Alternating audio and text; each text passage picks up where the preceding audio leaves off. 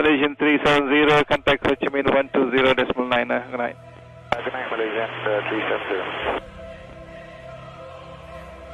370. Breaking news tonight, a Malaysia Airlines flight with 239 people on board, including 4 Americans, has gone missing.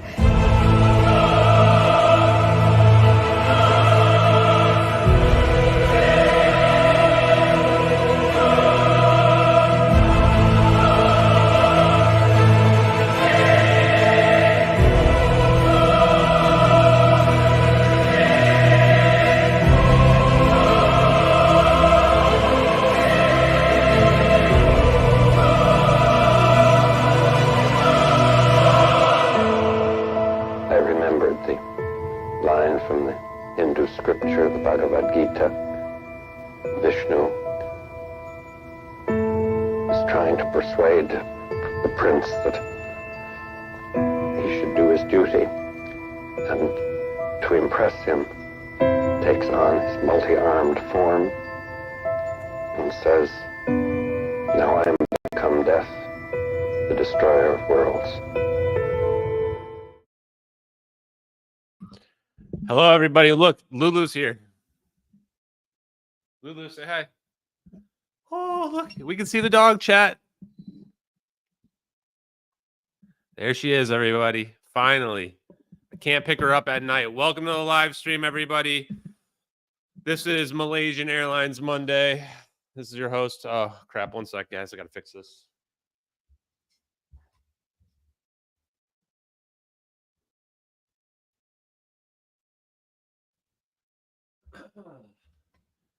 Sorry, I got excited, everybody. I finally was able to get Lulu on the stream. Hope you guys are doing well. Yeah, it's Lulu for the people who want to know how to spell Lulu. So tonight, truthfully, just didn't have a lot of time to prepare, so we're just going to review some Tom Bearden stuff tonight, have a short stream. I've had so many people reaching out since after the Candace Owens interview. It's been crazy. So I want to start by thanking everybody out there, thanking the podcasters.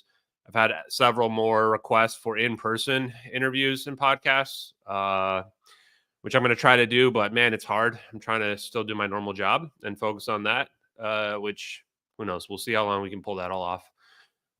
There may be some changes coming in the future as well. I haven't spoken about this or discussed it, but I am thinking about beginning to monetize through memberships and subscriptions. Just because I feel like I've put enough information out there for people that, I've made everything related to the plane free. But my time, I can't keep giving away all my time for free regarding all this stuff. So we'll see. I'm thinking about making some changes, doing less live streams, making videos, things like that. Nothing firm in, right now, but that would probably be in the next 6 weeks time frame, around the time the Salvatore Paez interview drops. So Salvatore Paez interview is going to be November 24th. I'm going to start bringing back hard truths. I'm probably going to try to post the unaired interview I did with Martin Gibson, who's friends with Roy D. Herbert, where he talks about his theory of inertia, how to explain inertia through his model that he's got for unification. Let me see. What else? So I guess we can, let's just get right into some of the clips that we've got for today, guys. So first thing I want to post is that, the case with MH370 has hit the zeitgeist. There's no denying it anymore. It's clear that the government controls the media. It's clear that the government controls some of social media as well. And they have no interest in addressing the claims and accusations that I put forth. I have formally accused Inmarsat of fraud, formally accused them. Like if they thought I was lying, they could sue me. I have formally accused certain debunkers of fraud. I've formally accused Kim.com of being a Fed and an informant. I have formally accused President Barack Obama, as well as former DNI James Clapper and former CIA Director John Brennan, of kidnapping and disappearance of 239 people on board Malaysian Airlines Flight 370. If any of these people want to go to court over it, I'm happy to. In fact,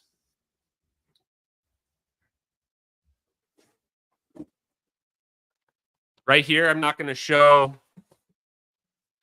everything on here, but let me see if I can cover this up without doxing myself.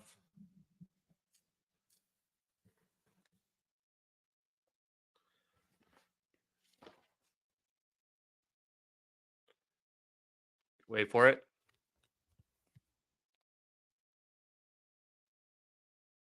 Well, kind of doxes myself. You guys read that?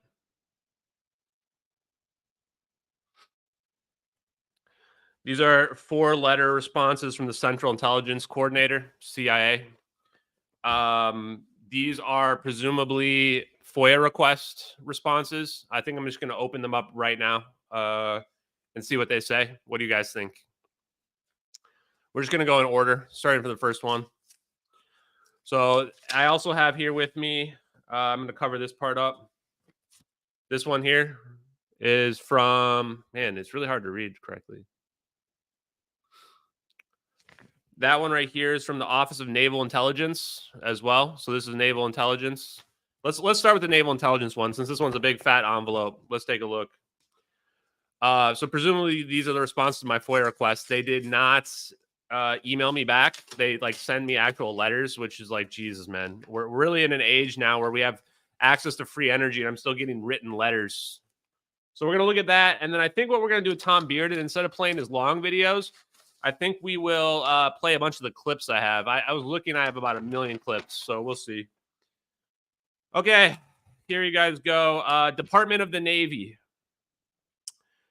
This is a final response to your Freedom of Information Act request of August 8th, 2024, addressed to the Navy, assigned the above referenced FOIA number, and electronically forwarded to the Office of Naval Intelligence, ONI. Because of the departure of the FOIA coordinator, this request was received on August 29th, 2024.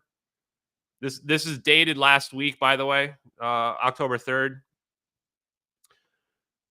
Your request of a copy of the transcript of the distress communication from Malaysian Airlines Flight 370 that you allege was received by a U.S. Navy intelligence listening station, VTBU Rayong in Thailand at U Tai Pao on March 7th, 2014, around 1843 UTC. You'll note that this was a report in the China Times as 2:43 a.m., and further note that the communication said that the aircraft cabin was disintegrated and they wanted to force a landing. Our review of our records and systems will reveal that ONI has no documentation or record response to your request. ONI handles matters related to foreign intelligence and foreign military capabilities. This record, if it existed, appears related solely to foreign civilian communications and commercial aircraft safety. Nothing. So that was, if you don't know, the China Times reported distress signal that they claimed to have intercepted from the U.S. Navy at 2:43 a.m. Only reported in the China Times. Western media didn't report on it at all. So that one was a weird way to respond. Almost made it seem like somebody else would have had it or something like that. But again, nothing. By the way, I don't expect to get anything other than rejections or them to claim that they don't have anything. It's a big issue of shuffling papers in terms of like which organizations have the information, and they're not forthright about anything. So like they don't tell you like who you have to contact to find the information or anything like that.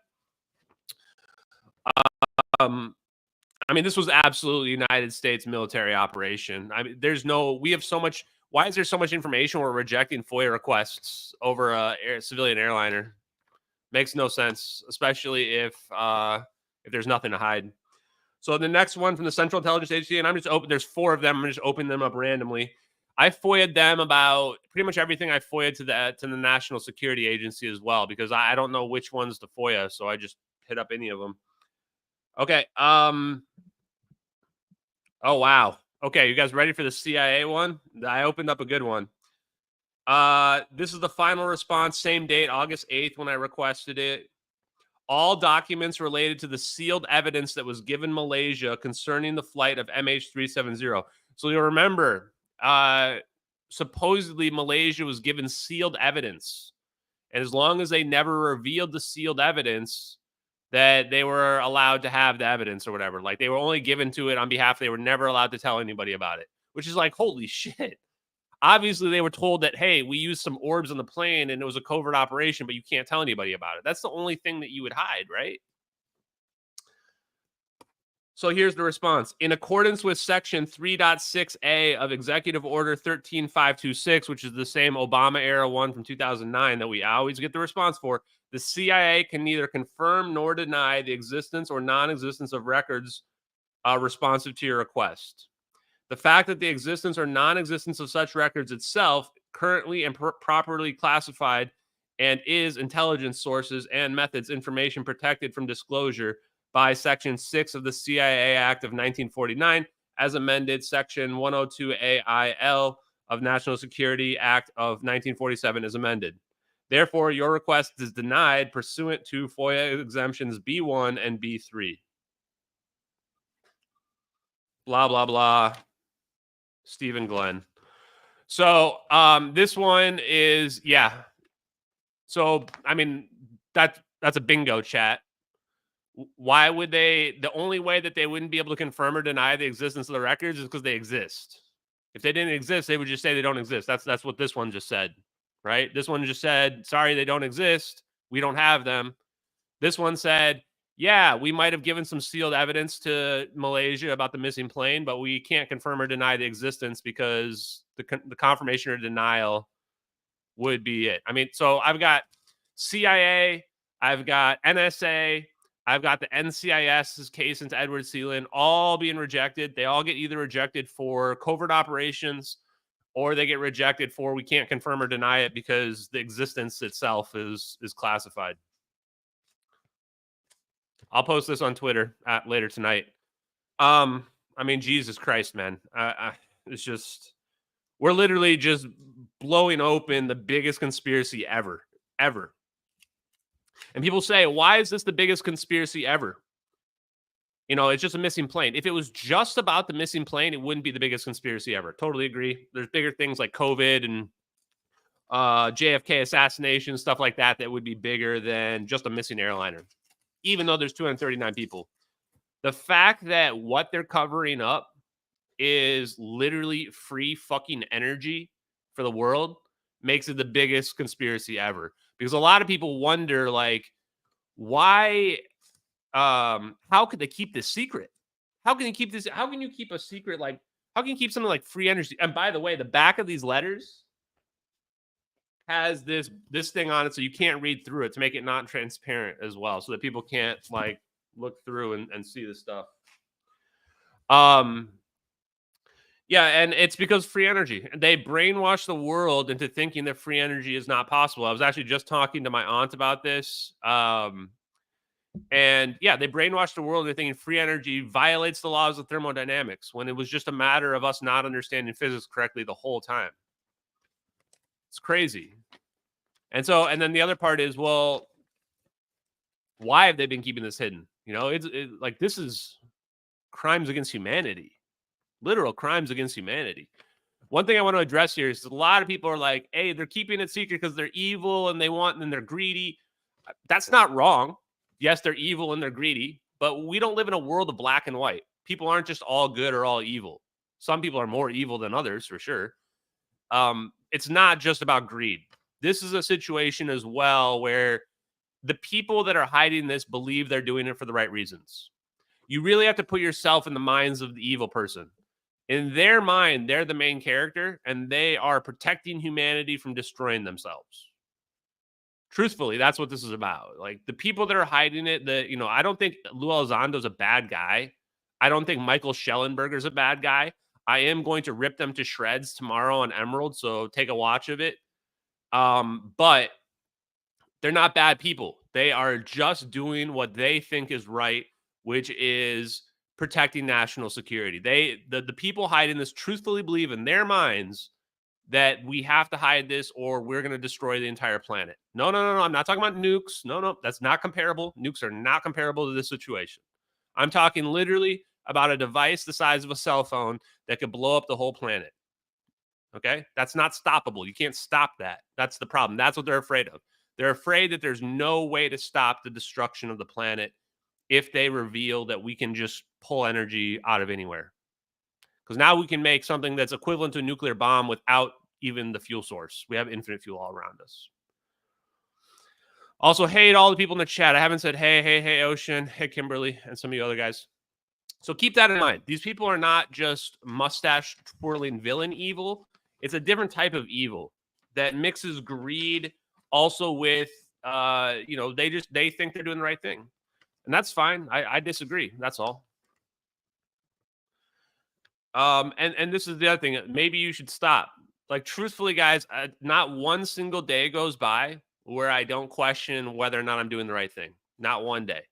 Every single day I sit here and wonder. I even thought about it today. Again, I just didn't make a post about it because, like, it gets like to be a repeated record. Like, I actually am conflicted. I truthfully wish the government had just come to me and said, here's your $10 million. Please do not disclose this anymore. Because then I would just take my $10 million and go away. Like, I don't want to be the cause of the end of the world. I don't want to help our adversaries either. Because, like, we have the magical technology and they don't. And we're probably going to have to do more evil shit to protect it, frankly. But they didn't. So I guess here we go. We're going to keep going. Okay, next letter. We got 3 more. Okay, next one. This one is related, and they're all from all CIA FOIA requests. All documentation related to the Boeing 777 fire suppression bottle that washed ashore in the Maldives March 25th, 2014. In accordance to Sections 3.6a of Executive Order 13526, the CIA can either confirm or deny the existence or non-existence of the records response in your request. The fact of the existence or non-existence of such records is currently and properly classified and is intelligence sources and methods information protected from disclosure by Section 6 of the CIA Act of 1949 and amended, blah, blah, blah. Same exact thing as the last one. So we're going to have to look up subsections B1 and B3 of this act. I'll put it in the Discord later. I want to see what the exact subsections are that they're denying it here as well. The Tim Pool interview actually was last January, guys. January 5th, I went on with Dave Rossi. More people probably should have taken the Tim Pool interview seriously. It was kind of tough because obviously Tim Pool was not buying it, so to speak. But Dave Rossi literally just said on the Tim Pool podcast, January 5th, 2024, he said that he's seen the effects of teleportation in the lab. Just straight up said it. He said many times as well that he only will say he knows something's real if he's seen it in the lab with his own eyes. And I think Dave Rossi has said it on 2 different interviews. He's said that, actually. I think he also said it on my interview with him on the Dave Zed podcast. It's crazy. I mean, so, and now it's funny because Ian Crossland's super smart. Very, very smart guy. He was only wrong about one thing. The plasma orbs are not a projection. It's not an illusion. It's an actual self-sustaining ball of energy. In fact, while I'm opening this up, actually, we'll take a look at the clip after that. So we got a shout out on Tim Pool a few days ago, I think, where they were talking about this UFO stuff. I'd be happy to go on again and just lay out the truth for them.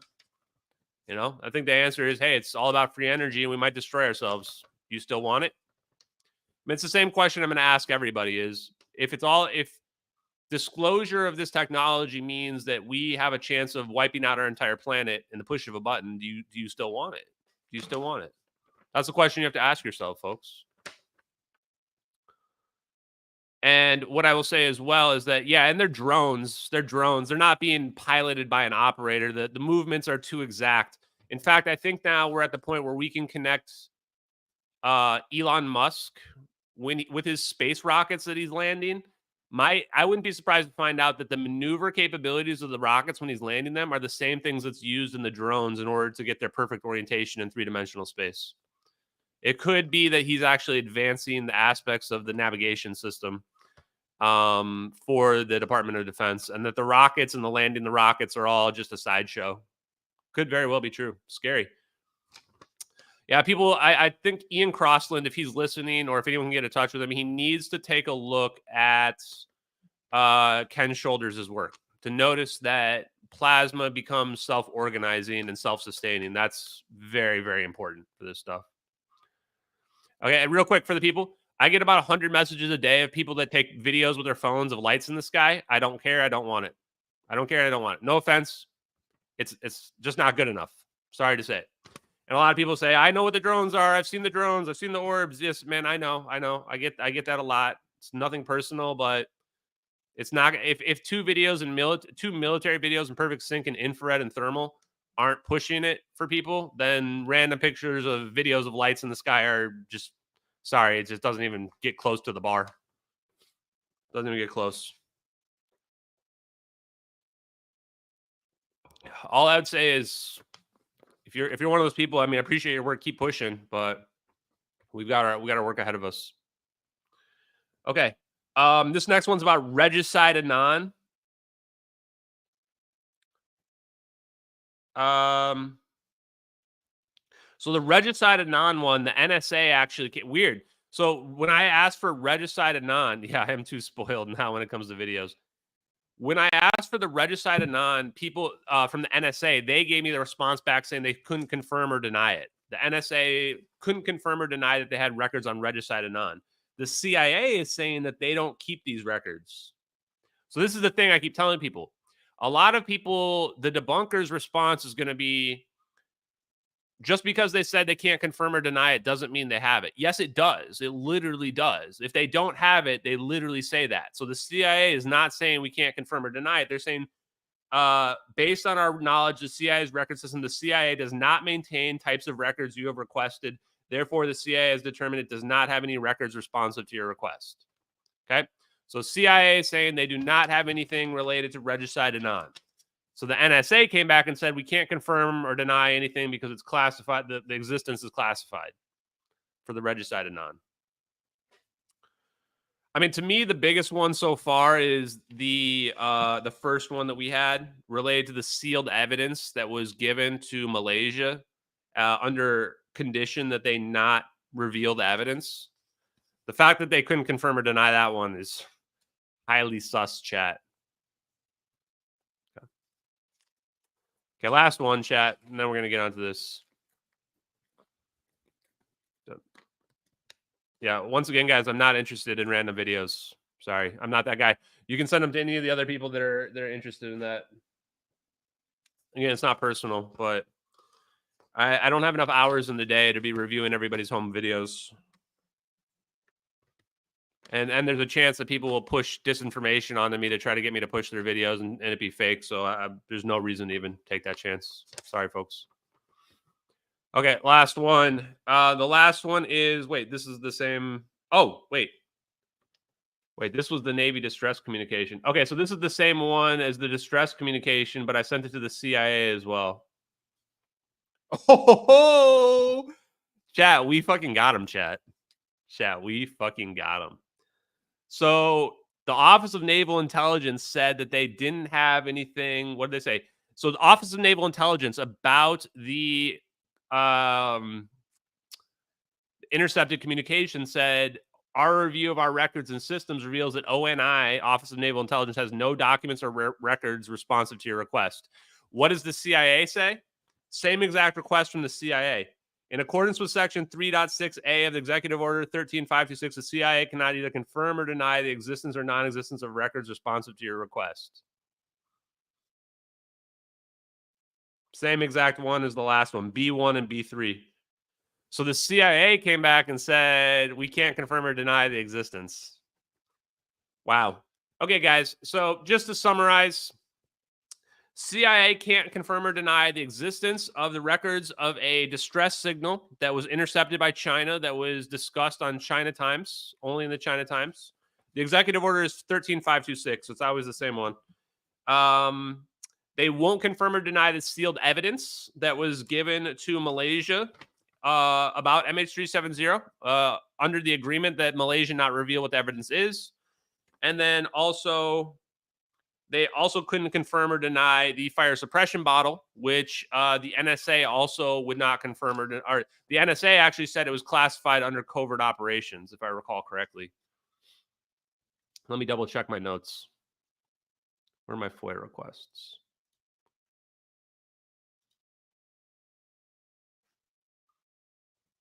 Okay. Yeah, so the NSA, their response on the FOIA request, I'll share it with you on the screen.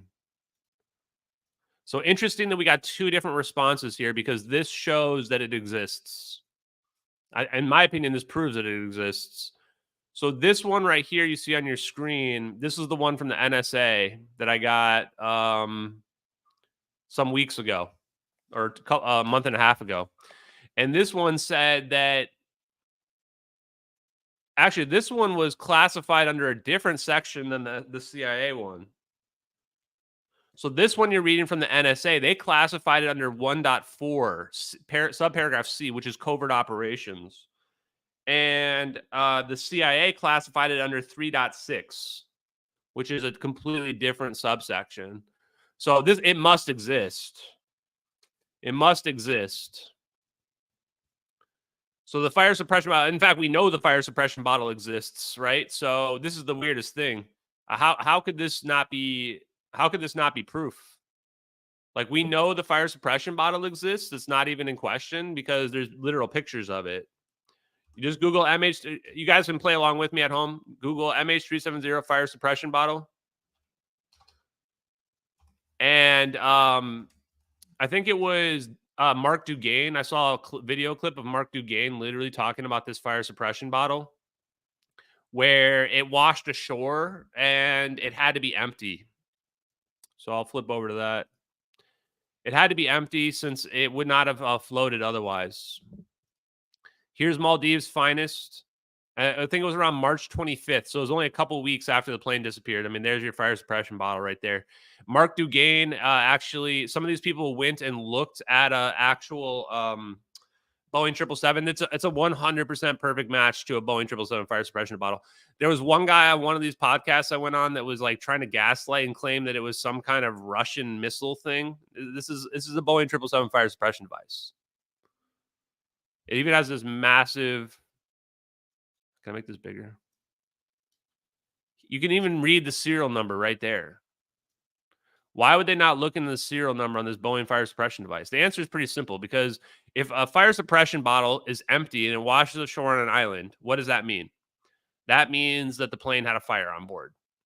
If the plane had a fire on board, then what are they covering up? Why are they covering up a fire?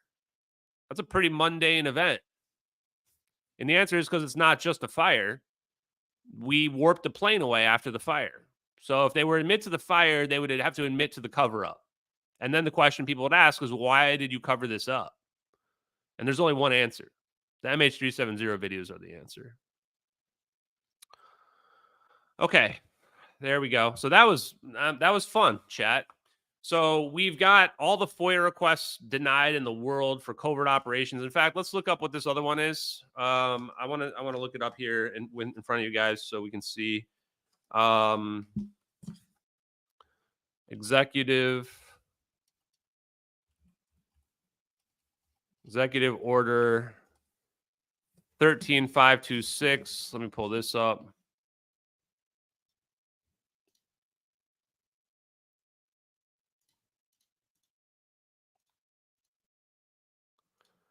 Okay, so this is an Obama era exemption from or Obama era classified national security information. So every single one of my FOIA requests have either been, they haven't found anything, or it's been rejected for national security purposes. This all comes back to national security. Tomorrow on Emerald, I'm going to talk about national security. We are going to expose Michael Schellenberger. I'm going to expose Lou Elizondo. And I'm going to expose every other one of these UFO people that is protecting national security. And again, it's not because I don't think they are evil. I just think that protecting national security when we committed a war crime and we are committing crimes against humanity is messed up. I think it's messed up. And until the government comes and talks to me and tells me to stop, I'm going to keep exposing them, and I'm going to keep exposing the people that they push out there to misinform the public. So nothing against Michael Schellenberger, but he did reach out to me early on. I gave him all the evidence, and then he ghosted me. So Michael Schellenberger, sorry, bro, you're getting called out. I mean, it's cute, right, to want to tell the world aliens are real, but it's not quite as cute to tell people that we've been hiding a free energy source from the public for decades and decades, and we just thought that you weren't worthy of it, and we killed a bunch of people over it and discredited people and sued people over it. Not as fun. Yeah, Schellenberger passed this up a year ago. I gave him all evidence link. Asked him he could talk to me if he wanted. Hodge twins probably won't get released for a couple weeks. Could be this Friday, but my guess is it won't be for like another 2 Fridays. We'll see. You guys are not going to want to miss the Hodge twins podcast. It's all about the science. It's really, really good. Okay, let's get down to where this is. So what is subsection 3.5? Probably way down here. 3.6. 3.2. 3.6. Okay, where's 3.6? Processing requests and reviews. Okay. 3.6a. An agency may refuse to confirm or deny the existence or non-existence of records whenever the fact their existence or non-existence itself is classified under order of this request. So basically, this is them admitting that we have the records, but we can't admit we have the records because even if we admitted we have the records and won't give them to you, it would prove the records exist and it would do the same exact thing. Like, we literally don't care what's in the records. We know that what's in the records is that the videos are real. What we want is we want to get the government to admit that the videos are real. So, and I guess for the person in the chat or whatever, yeah, no, the MH370 videos are 1000% real. And frankly, there's no really point crying about it. And there's no point trying to disinform people anymore because end of the day, and I've said this for a year straight, the videos will be proven real with the passage of time. And so will the science. And I've always said that everything that comes out that is a true will confirm the videos are real. You're literally seeing it happen in real time. You're seeing people talking about warp drives, wormholes, and free energy, the thing that I've been pushing for over a year. You're seeing them also discuss, what was it? Oh, orbs now. It's all about orbs that seem to be not a metal object, solid metal objects, including the movements of the orbs matching up with what we're seeing in the videos. Now, what is this part here? Section 102 of the National Security Act. Anyway. Well, we'll look that one up later. No big deal. So now I want to switch over and I want to show you guys a couple quick clips. Now, I don't know if I already showed this Lou Elizondo one. How far back does this one go?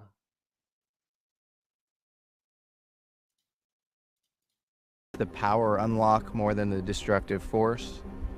I think I'll save that when I'm not mic'd up. Yeah, no worries. Think of mass and energy as the same thing. So you need to get Planck scale energy. So, guys, right away there, man, do you understand? Like, he's saying all the exact same stuff now I've been saying for a year. Think of mass and energy as the same thing. He's saying this. It's very obvious that Lou Elizondo has been getting informed by Hal Puthoff and Eric Davis. Hal Puthoff and Eric Davis have been informing Lou Elizondo. That's why he's saying this. And the fact that Jesse just breaks out Planck scale energy, Planck scale energy is interesting because when we talk about 0 point energy, we're talking about the Planck scale. The Planck scale is the smallest conceivable scale that is out there. You can think of it if you're into the Marvel movies like Quantumania, where they go to the universe that's at the smallest possible scales. If there's an extra dimension, and it's in a scale that we don't actively perceive, but it's there. It exists, and it's real. A common theme here is we keep talking about the term national security. Okay, I want to point out here as well, I'm going to play another clip from Ross Coulthart after this. It's all about national security. In fact, I'm probably going to save the, whatever, we'll play it. And I know you're here to interview me, but let me interview you just for a moment, if I may, if you'll indulge me. How do we? This is a sandbox here, right? Let's say there's a technology now. There's a toy that there's 12 kids in the sandbox, but there's only one toy, right? This toy has the ability to let everybody play together and be nice. The problem is human nature is such that most kids, most governments in this case, using it as an analogy, are going to want that toy for themselves. How do we share the toy? How do we use this? Because we know there's countries out there that if they had a certain type of technology, they would probably employ it very quickly to their advantage. So countries will use technology if they feel that they have to in a time of conflict. The world is on fire. Doesn't matter what side of the argument you're on. I think we can all agree that the world is a very dangerous and violent place right now. Right? Cheers to that. This technology has the chance to either bring us together or completely rip us apart once and for all, right? Like there's no coming back. How do you solve that problem? Who's going to take the moral high road and say, I give to you this technology and you shall use it for peaceful means? Who is that? The United Nations? I think it's Is it society writ large? It's like the three-body problem. They know we're going to blow ourselves up, so they clamp down on the science. And I honestly, when I heard that part, when Jesse said it's like the three-body problem and they know we're going to blow ourselves up, that's partially being influenced by my discussions with Jesse.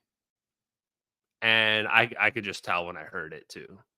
Because Jesse's just told me straight up that if this led to destruction of the planet, I would not want to reveal it. Jesse told me that straight up, and I don't blame him for it. I like Jesse. I think he's a cool guy.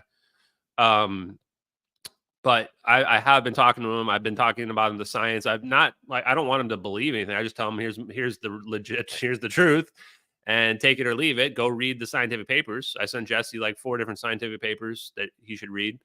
I thought it was crazy that, this is not a slight to Jesse at all. So if he wants to see this or whatever, like hopefully he doesn't take this that way. But keep in mind that Jesse has never read any of Hal Puthoff's scientific papers. He's never read any of his papers, which is, it's kind of wild to me. It's like, wait, you've interviewed Hal Puthoff, you're exposing the science in this cover up. You haven't read any of the papers that he's written, and Lou Elizondo's talking about it here as well. You even talked to Nick Cook about 0-point energy. All of Hal Puthoff's papers are about 0-point energy. Just read them. And the reason why I bring this story up is I want people to realize that people just, they short sell themselves. They short sell themselves. Just, you can understand it. Jesse's smart enough to understand it. This is why it's so easy for them to hide it from us.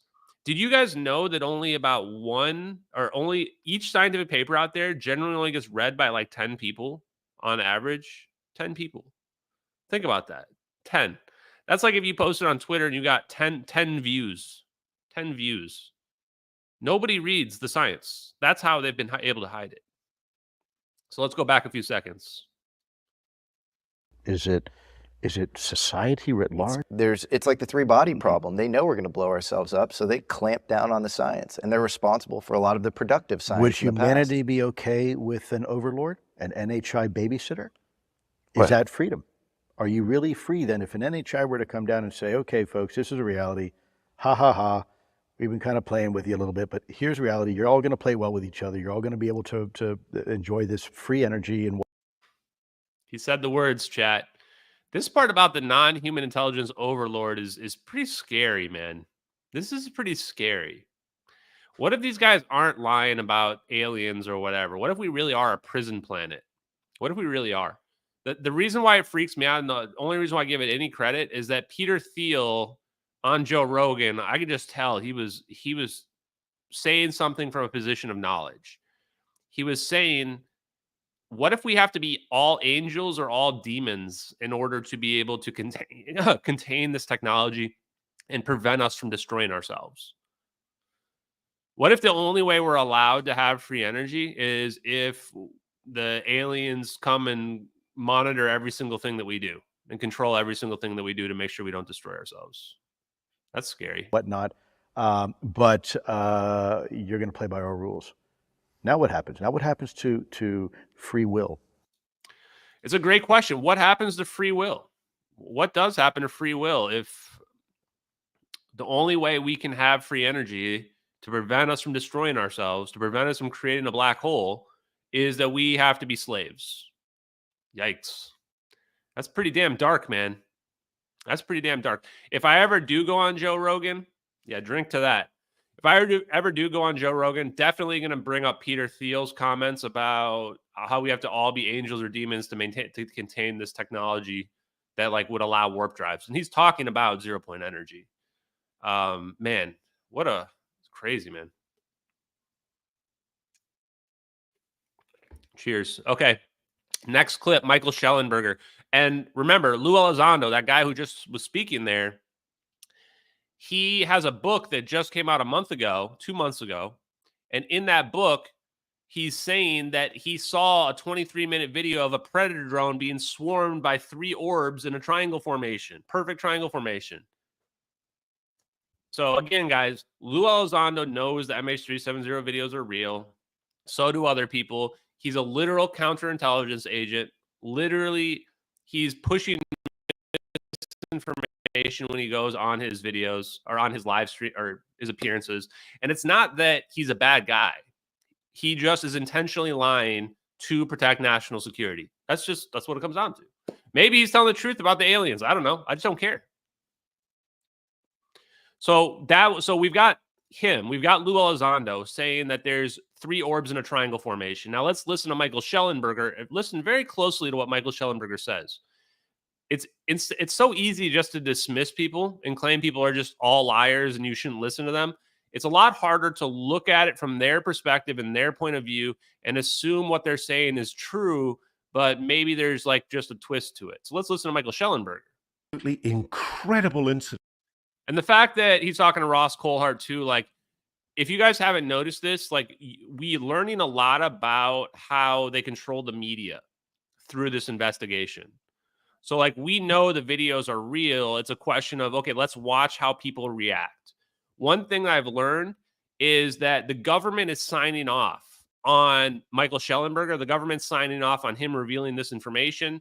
Ross Coulthart most likely doesn't do anything without the Five Eyes telling him what to do or what to report on, or at least without giving their blessing on it as well. And they also, all these appearances get lined up for them. Like, do you think Michael Schellenberger has a PR person? I highly doubt it. I highly doubt it. He could. I just highly doubt it.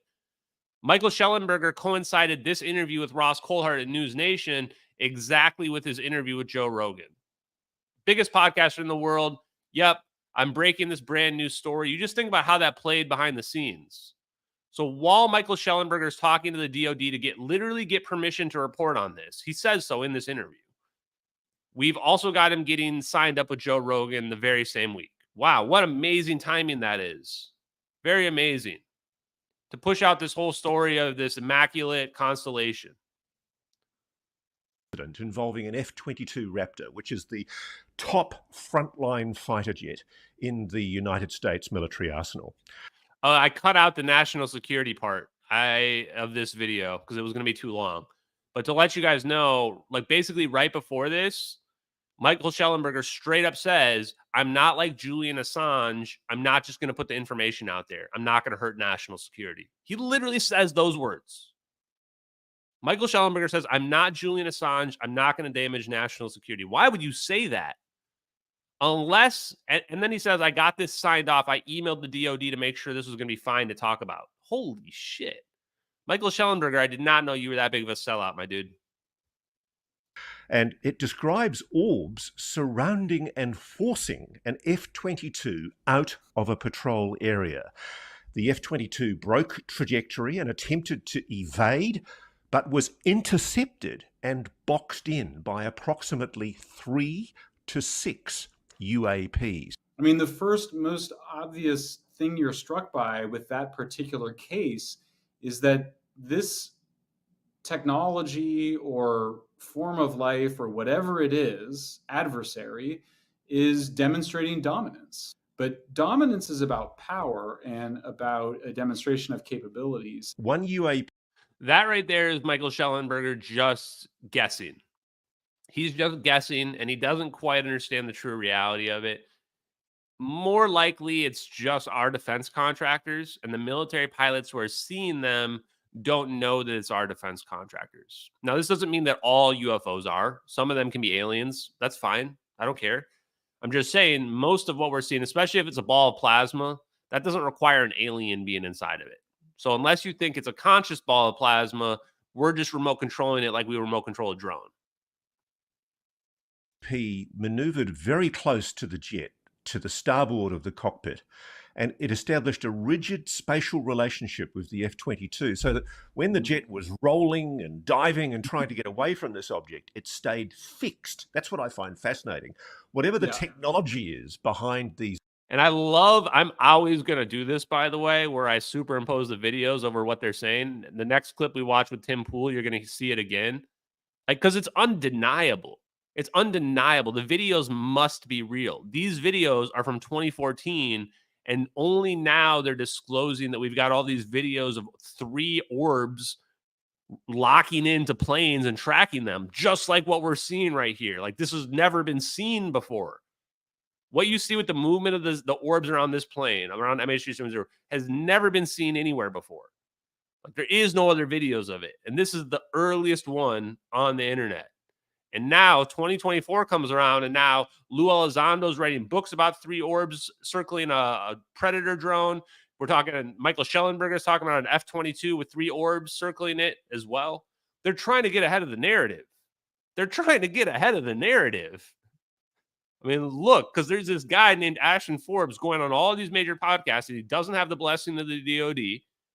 They're trying to block him from every podcast they can. They've got every single disinformation operative 24/7 spreading lies, trying to spread disinformation about the videos, trying to claim the videos are fake, whatever they've got to do. While at the same time, the people that they've blessed to disseminate the controlled information are saying the same things, exact same things. This is called narrative control for the people in the chat who don't know. So what we're learning is we're learning how the disinformation campaign operates. They use narrative control. Why? Because what they need to do is they need to, like, imagine it's like a race and I'm out in front. We are, honestly. They've got to have their guy pass us up and then stand in front of us so that we can't be in front. They've got to be the ones that are controlling the narrative. And this is why they had to start coming out and talking about warp drives, wormholes, and free energy, because people are wondering, shit, this Ashton guy is saying that we have this crazy technology. Nobody else is saying this, which should be a pretty huge, like, red flag. What's going on here? And it's getting a lot of attention. People are going, wait, there is this science out there that says that it's real. And the only reason why it's being ignored is because we've just chosen to ignore it. It hasn't even been proven wrong. It could be the answer to everything. And people are going, huh? And now the government goes, oh, shit. We got to get ahead of this. Start talking about warp drives. Start talking about 0-point energy and free energy. Start talking about wormholes.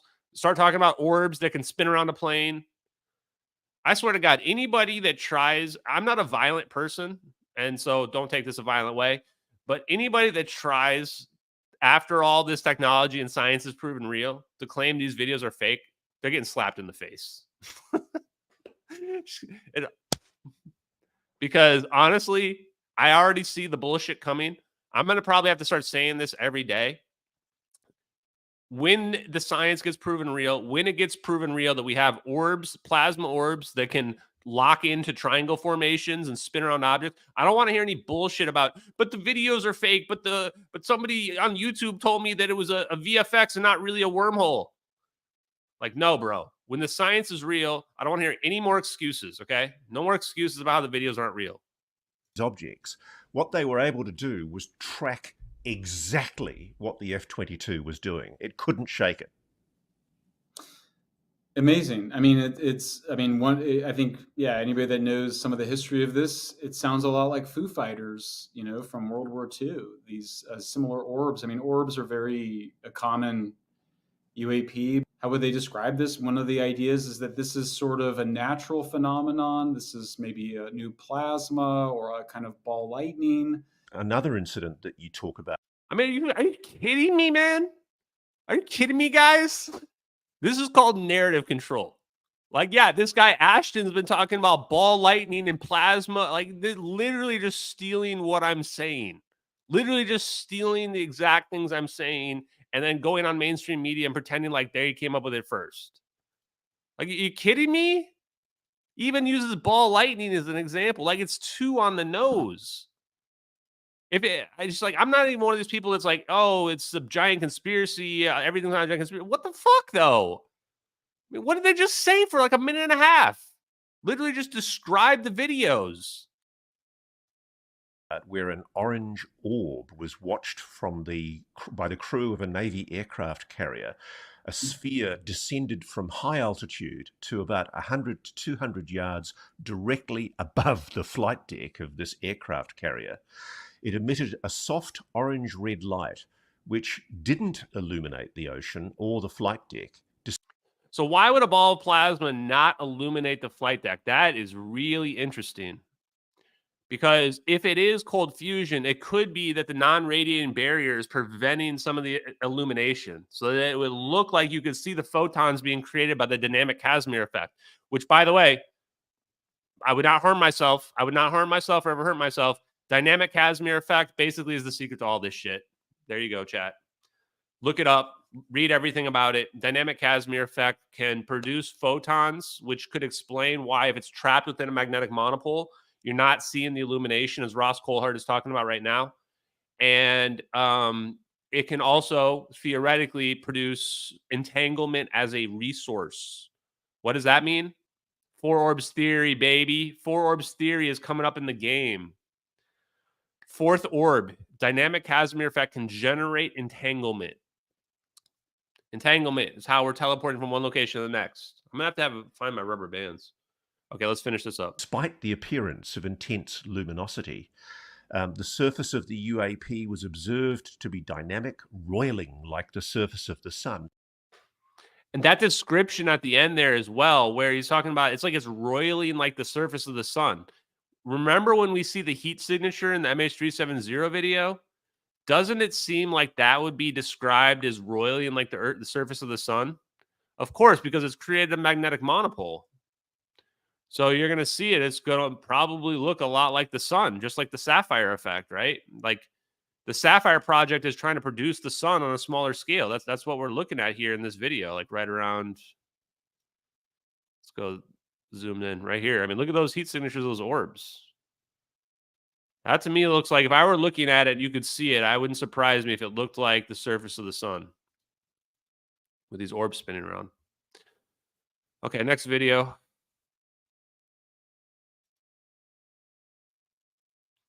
Stop lying, Ashton. Yeah, debunkers are still looking for that first lie. It's been over a year. They're trying to find out what Ashton's lied about. It's getting kind of sad, the narrative control efforts, to be honest with you guys. Meanwhile, I pointed out today, made a post where they literally lied that one of the very first lies that debunkers pushed, it was so long ago, I start to forget some of this stuff, even like a year ago, but they were adamant that we couldn't prove the video in the plane was MH370. I want you guys to wrap your brain around this. The first disinformation they pushed was that they were trying to get people to believe that that was a different Boeing 777, that was not MH370 in those videos. Why were they trying to make people think that so strongly? Because people realized they were afraid that if somebody got sniffed onto the fact that that was MH370, now you have a whole real event that was going to prove the videos to be real. This was one of the biggest things that made me suspicious. Guys, I want you to put your head in this, because a lot of you guys have been watching my content for so long, and it seems so obvious that the plane in the videos is MH370. And the reason for that is I've intentionally made sure that we do associate MH370 to the videos, because I know the videos are real, and I know the real case of MH370 proves that to be real. It's the exact opposite of what they want. They don't want people to associate MH370 to the videos because they know, like, guys, we're looking at two videos of the plane disappearing, of a plane that's still missing, right? It's like if somebody disappeared off the face of the earth and now we got 2 videos of somebody just shooting them to death. And we're like, well, I guess they got killed by that person shooting them to death. And probably the person shooting them to death recording is the one responsible. So they freaked out. So the debunker subreddit doesn't even have MH370 in the name of the subreddit. And it was already known that that was MH370 when they made the new debunker subreddit way back in August of last year. Keep that in mind. So not only did they try to convince people that that wasn't MH370, and the moment that I showed that the coordinates were the Nicobar Islands of the real location of the plane, you've never heard that argument ever again. Because what they do is they lie to you. They lie to you and try to tell you that you're getting peed on and it's raining or whatever. And then the moment they're proven wrong, they just throw the lie away and they go to the next lie. And then they claim up some excuse about satellites should be moving faster or whatever, like things that they can't possibly know. They just make up lies to try to disinform people. They don't try to solve the case. They don't try to understand anything. They're just trying whatever narratives will get people to ignore the videos. The fact that they made a subreddit that didn't even have MH370 in the name, and they were literally lying to people trying to claim that those videos weren't MH370 in the videos, that should be enough for people to realize the videos are real. If you're a conspiracy-minded, critical thinking-minded person, that should be enough. Like, why? We've got videos with coordinates of the real location of the plane, and at the latest, the absolute latest, the most time, if the person started the moment the plane disappeared, they had 70 days to make the videos. It's not enough time, man. There's too much detail in these videos. Anyway, next thing. Okay, here's the Tim Pool one. Same thing by Tim Pool. This one. The alleged leaked classified report to Congress described an incident in which a swarm of orb UFOs surrounded an F-22 stealth Raptor, forcing it off course. The F-22 broke trajectory and attempted to evade, according to the alleged report, but was intercepted and boxed in by approximately 3 to 6 UAPs. One UAP maneuvered in proximity to the area directly starboard the cockpit, as the whistleblower's report described the pilot's testimony. There, the UAP established a rigid spatial relationship with the F-22, maintaining its exact position and orientation parallel with the F-22's cockpit despite multiple evasive rolls and maneuvers. Could you imagine that? You're flying, an orb locks in, and no matter what you do, the orb just stays exactly in the same spot. You roll, and it stays and rolls locked in that position. And the most maneuverable plane that the United States has, too. Yo. I think they're locking onto it with lasers or some sort of radiation beams. They're locking onto the airplane, and it's creating the distortion field around the airplane of these orbs that they can move around, and they're just kind of... Pretty close by Ian Crossland. It's crazy that I feel like I understand it better than Ian Crossland does, because a year ago, Ian Crossland was like so further ahead of me when it comes to understanding the science. But his understanding still, he's trying to look at it from a mainstream perspective without understanding the ideas of scalar physics as well. They definitely are locking onto the plane via some kind of resonance. And we know, because when we see the plane, we can see that the second orb gets into position without the third orb even being there. So it already knows where it needs to be without that third orb even being there, which shows that they have some kind of locking on mechanism. And the fact that they're locked on the plane based on their relative movements would indicate that they somehow have some type of connection to the plane itself, which is pretty amazing, honestly. So they've got some kind of laser on it. But we have, now you look at some of the Tesla stuff and some of the AI and auto driving stuff, and you realize like that's not that far beyond what we already have. I'm just going to believe whatever he says because he's wearing that top and he just seems like he knows what he's talking about. I didn't know we were going to go this deep tonight, but I'm always ready. Yeah, we should have Ashton Forbes back on the show. I love Ian. Big shout out to Ian Crossland. Yeah, I want to talk to Ian again because he has this idea that it's talking plasma, where he thinks that it's like a projection or it's like an illusion or something, and it's not. There's a structure in there inside those orbs. They're probably not being produced at a distance. My guess is you just shoot it out and then it just turns on. Like you just shoot it like a projectile and then it turns on and then it just floats. That's how I'm guessing it plays out. But there's probably something relatively small in there. We probably wouldn't be able to believe how small it is. That is like spinning or something, and it's producing the electromagnetic field. Then it's just ripping the electrons directly from the atmosphere. Pretty crazy. One sec, chat.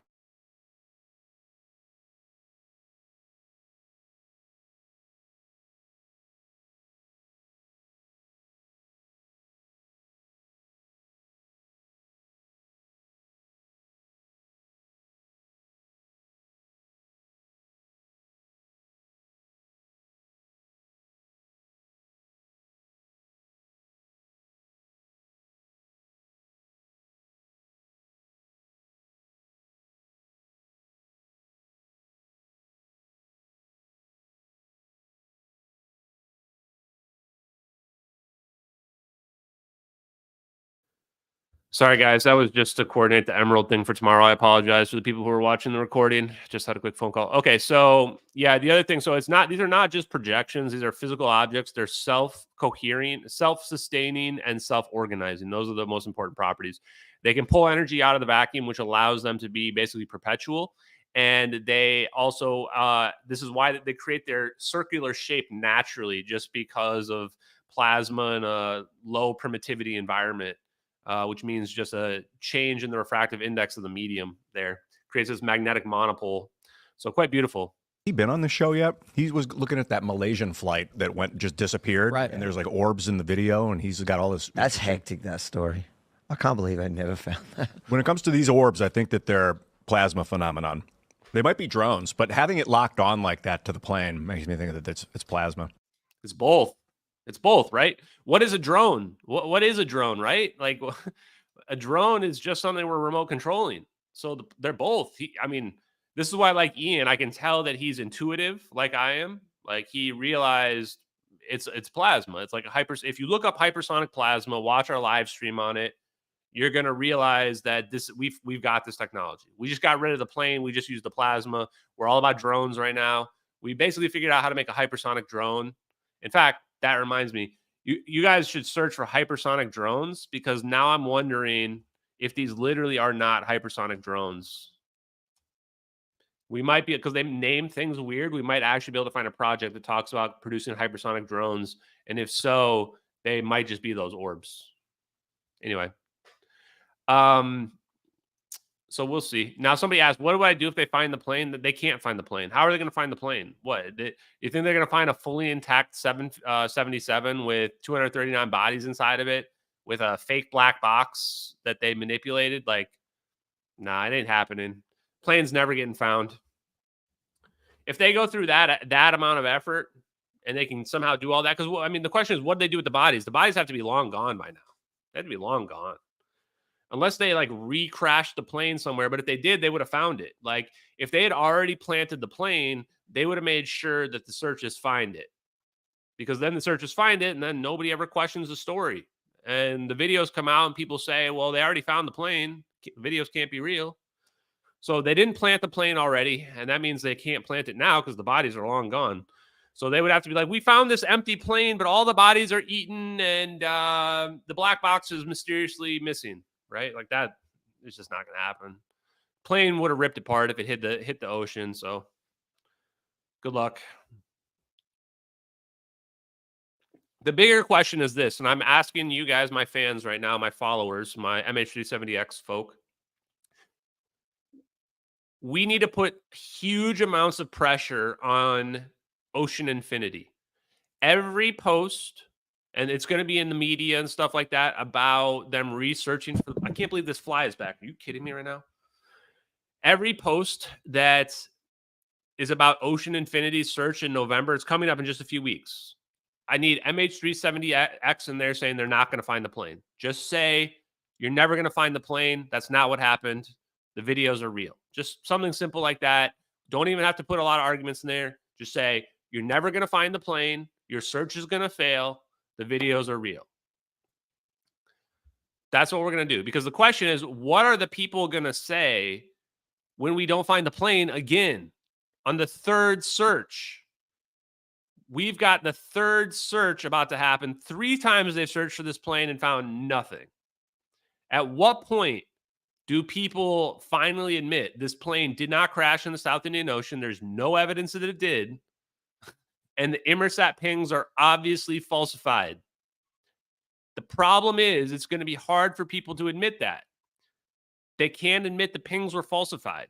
If they admit the pings are falsified, there's malfeasance at play. That means somebody threw us on a wild goose chase and they knew it. And the problem is now I've already said exactly why we did do that. So when people finally admit, yes, the United States government manipulated the satellite pings, they're the only one who's capable, then they're going to have to go, okay, well, there's this guy, Ashton Forbes, who's saying that we teleported the plane away and that we've got 2 videos in the location right before it supposedly turned into the South Indian Ocean. Pretty coincidental. Okay, thank you.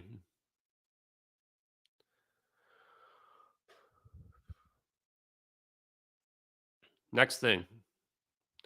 Let's get to the Tom Bearden videos. So Tom Bearden, legendary. How am I going to do this? We're going to listen to a little bit of science from Tom Bearden first, and then we're going to go into some of his other clips.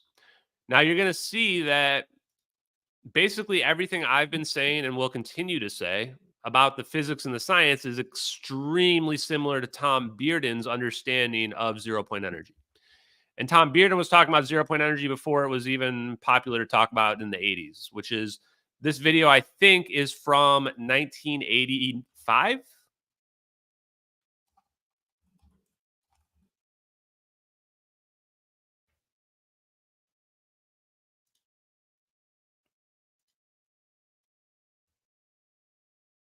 And death. Child's play compared to the destruction that will inevitably come. I actually want to play that because that's actually relevant to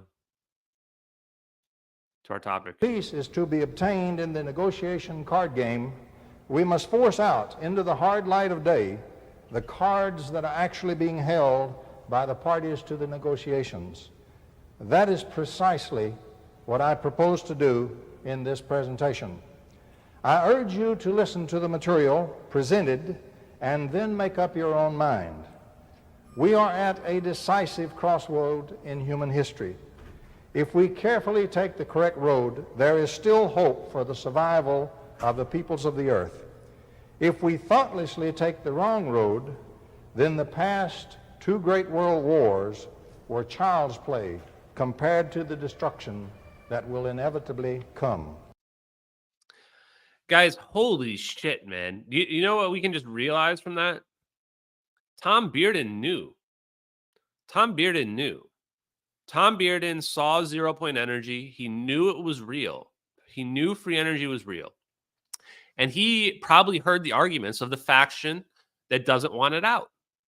The faction that doesn't want it out said, we are at a crossroads. We are going to, like he's really saying right there, we are going to destroy ourselves. The previous 2 world wars were nothing. What is he talking about? He's talking about the atomic bomb. He's saying we have free energy. And the people that are hiding it are afraid it's going to create a black hole superweapon that's going to destroy our entire planet because they're forward thinking. They're looking 100 years ahead. And they're realizing we have to hide this. And this is the question people ask me is, Ashton, do you think we're ever going to get disclosure in our lifetimes of zero-point energy? No.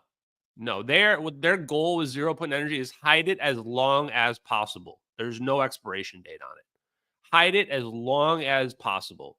They've been hiding it for 80 years, and they never plan to reveal it. It's the most secret thing that they have out there. Because they're saying the longer we delay, we're basically just delaying the end of human existence. We're just delaying the end of human existence. We're going to wipe ourselves out. We know we're going to wipe ourselves out, and we are just trying to hold off.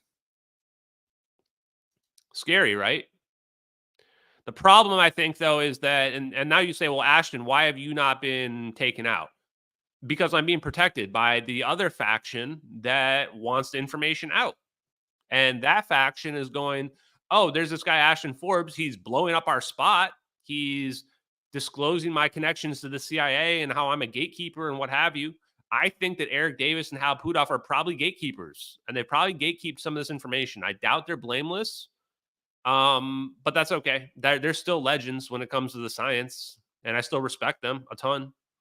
And I, because I look at it from all angles, and I also realize that there's no way we're going to get this without amnesty for the people who committed these crimes, because people have been killed, their lives have been ruined over hiding this, financially, mentally, psychologically, everything.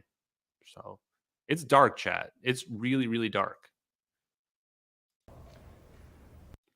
And so, this question, do you think this information should come out? Like I said, I think about it every day. I think about it every day in terms of, is this the right or wrong thing to do? If I ever do speak to Hal Puthoff and Eric Davis, probably my first question, just right after I meet them, is going to be, why are we hiding this? And how have you been, not like how literally have you been hiding this, but like, how have you lived with yourself knowing that we have this technology and that we haven't been telling people? And I presume that their answer to me will be, well, it's doomsday. It's the end of the world. So, yeah, we're stopping the end of the world. Okay. If that's what they say, then I'll say, should I be talking about this? And we'll see what they say. So far, nobody from one of those positions of authority has ever reached out to me to talk to me about it and tell me to stop. So there's no point to actually take me out, because I'm literally open to, being told to stop if they actually are brave enough to actually talk to me, but I want some damn answers. And real quick, what's the Freescale connection, guys? So this is a good question. Because I also realize that in some cases, I know so much about the plane and have learned so much about the science that there's people that are just coming into this from like the Candace Owens interview, and they don't. And even like Jesse Michaels, like he asked me about the Freescale guys. Like I can tell that he doesn't quite buy the Freescale angle. Guys, it's the Freescale guys. The way that we are manipulating this technology with the orbs is not some huge device. They have something tiny in there, like a microchip. They're using a small device on the inside. You need to get to the very smallest scales to interact with a vacuum. When you're interacting with the vacuum, the smallest scales are the best. Look at it like this. The dynamic Casimir effect, I've already said this is the secret to everything. If anything gets me killed, is probably talking about dynamic Casimir effect. The virtual photons that are popping into existence from the ocean of energy around us, they only pop into existence for 10 to the minus 21 seconds. That means there's 21 zeros after the period. So it's a very, very, very rapid amount of time. But our attosecond lasers, we can already manipulate releases of energy to 10 to the minus 18. We're only 3 zeros away from getting to the level where we can literally just mimic virtual photons being produced. And the dynamic Casimir effect basically squeezes them out of the ether, and then we capture them. And the dynamic Casimir effect, being able to do that, represents just pulling energy straight out of the vacuum. Strongly recommend you guys read that. So why is it the Freescale semiconductor scientist? Well, because it's not actually so much about conductivity, but superconductivity is where the magic starts to happen. And you can put superconductors on a microchip. And if you get to the smallest scales and manipulate the effect that happens, in this case, it's the trampoline effect. Okay. We can pull energy out, and then the energy goes right back up. Pull it out, comes back up. Pull it out, comes back up. Pull it out, comes back up. The big question people say about the Casimir effect is, oh, you have to pull the plates apart again. No, we don't. Chat. So I'm going to give you guys the secret sauce right now. 1 hour and 13 minutes into this interview, or this live stream, which very few people are going to hear. The secret to the Casimir effect is we can extract energy when the plates come together. Of course we can. Everyone will say, well, the plates have to come back apart again. And the first thing you say is, well, first the plates went together and we extracted the energy. The order of operations is very important here. We extracted the energy first. And then if we look at the ocean like an equilibrium of energy that's around us, the moment any energy gets pulled out, the ocean fills in the gap. That's how the universe really functions. And what we're really talking about is the orbital of the electron changing a little bit, and then the orbital goes back to its default position. We're literally pulling free energy out of the vacuum because we're letting the vacuum do the work. Pull the energy out of the vacuum, and it comes right back up. Now, how are we doing this? We're manipulating it with the dynamic Casimir effect at the smallest possible scales we can interact with. The smaller, the better. What does this mean? Whoever has devices that can make the smallest microchips, like with 3D printing or however we do it, they have the most important material science technology on the planet right now. The most important. And this is why, too, people say, well, just prove it. Well, if I have access to a fab lab that can produce microchips like that, 100%, I can make an extremely powerful free energy device or gravity manipulation device or any of the things that Robert M.L. Baker said that we can do with those things. Because once you see the physics correctly and electrical engineering of how the universe is really this ocean of energy and is in an equilibrium and you can manipulate that effect, sky's the limit. When I talk about wanting to make a black hole superweapon doomsday device, I'm not joking. I'm not joking at all. We can amplify energy. We can pull energy directly out of the vacuum. That means we can potentially produce infinite energy with the right configuration. And I am going to put it on a dead man switch because it's the best deterrence for anyone to harm me from any country. Because what I realize, it's all what they're trying to avoid is doomsday. Even Russia and China. Russia and China know about this technology. So why aren't they speaking up? Nobody's speaking up because it's going to cause mass hysteria for people to realize that we have access to technology that can destroy the whole planet in the push of a button. People are scared about nukes. They're going to freak the hell out when it turns out we have unlimited death weapons. So I'm just going to put one on a blockchain or something like that. And if anything happens to me, then everybody gets to know how to produce doomsday weapons. Good luck stopping the Taliban from destroying the whole planet. Dasman CD, thank you. Let's go back to some Tom Bearden. Tom Bearden is one of the OGs. I think now I've added a new person onto my Mount Rushmore. For me, it's Hal Puthoff's at the top. Eric Davis is probably right below him. Then you've got people like Tom Bearden is probably up there, number 1 or 2 as well. Paul Sizz, Robert M.L. Baker, definitely. And then Ken Shoulders has got to be on the list. And then I would say Salvatore Paez, but I think Salvatore Paez is more like just borrowing their work in general. But the fact that he made those patents public is huge. One of the questions we're going to ask Salvatore Paez is, did you make prototypes for your patents? Are they operational? Have you proven the effects work in a lab? A lot of people are skeptical about that, so I think that would be a big question to ask him. Okay, there you go. I gave you guys the secret to free energy today. Believe it, don't believe it, I don't care. It'll be proven true. Everything that comes out will prove that the science is real.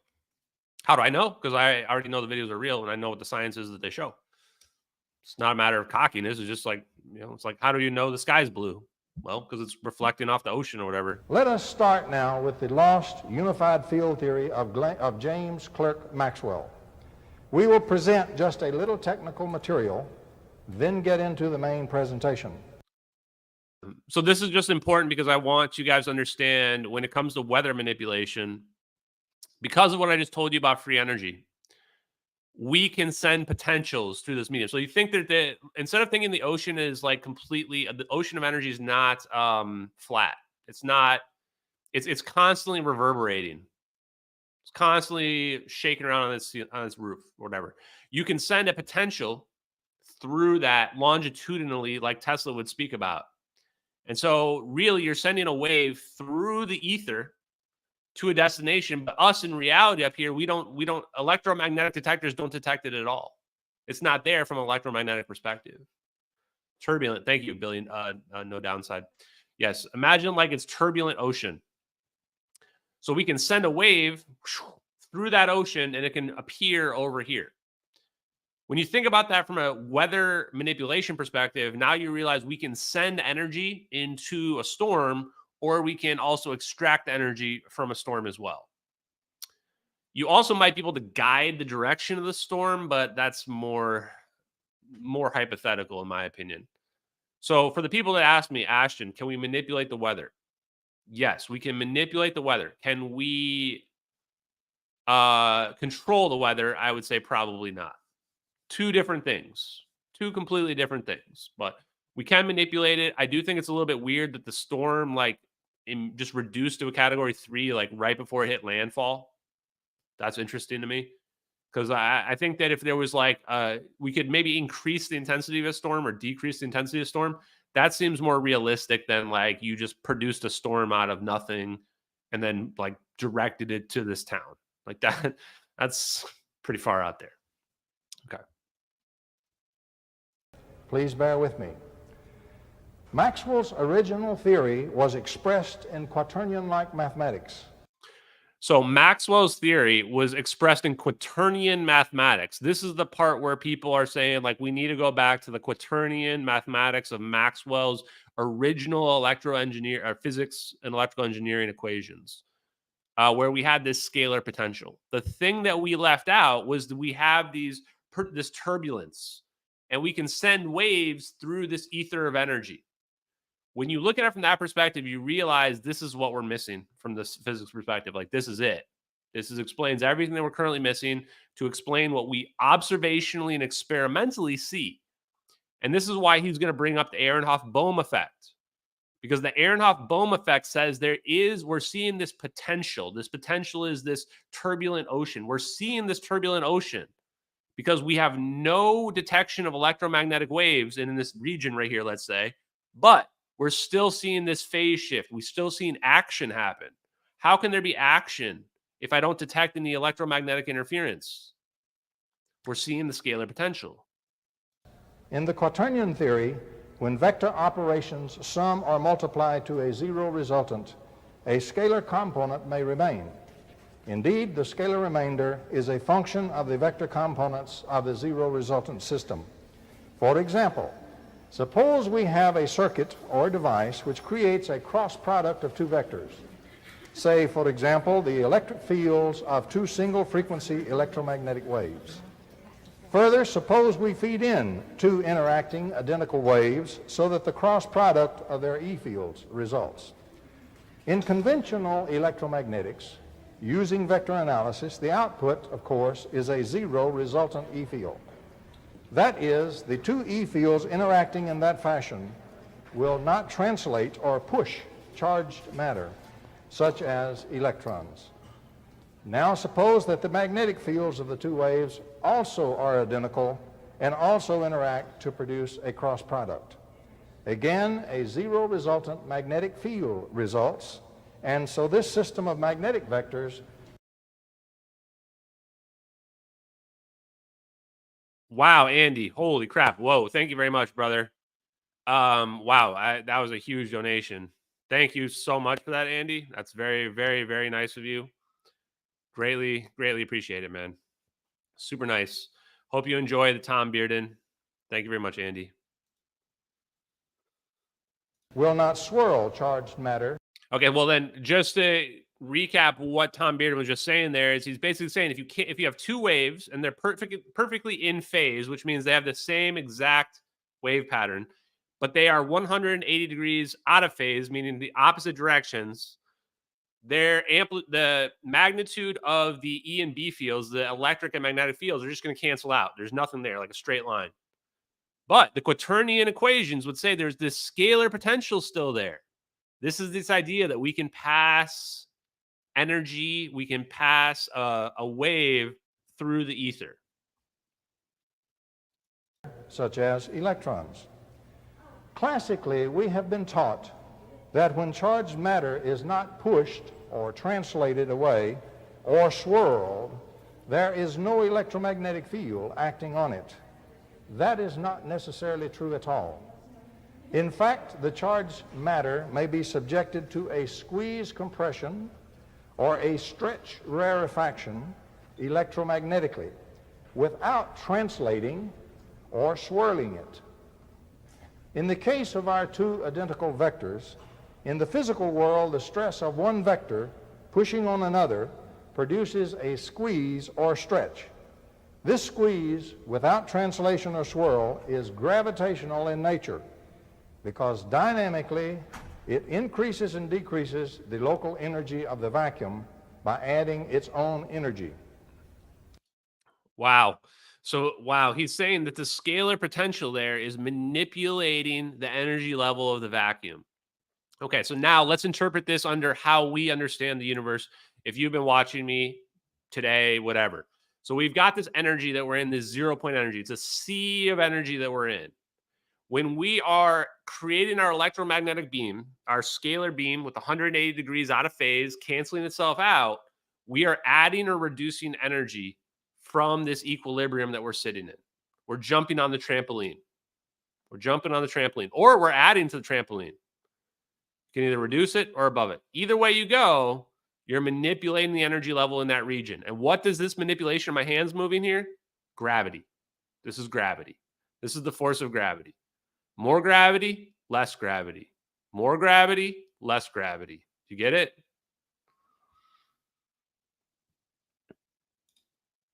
It simply represents an oscillation of the local virtual particle flux of vacuum.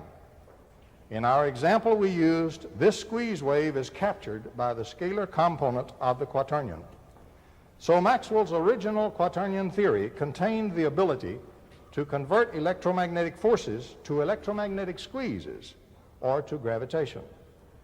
After Maxwell's death, a single scientist, Oliver Heaviside, finished vector analysis.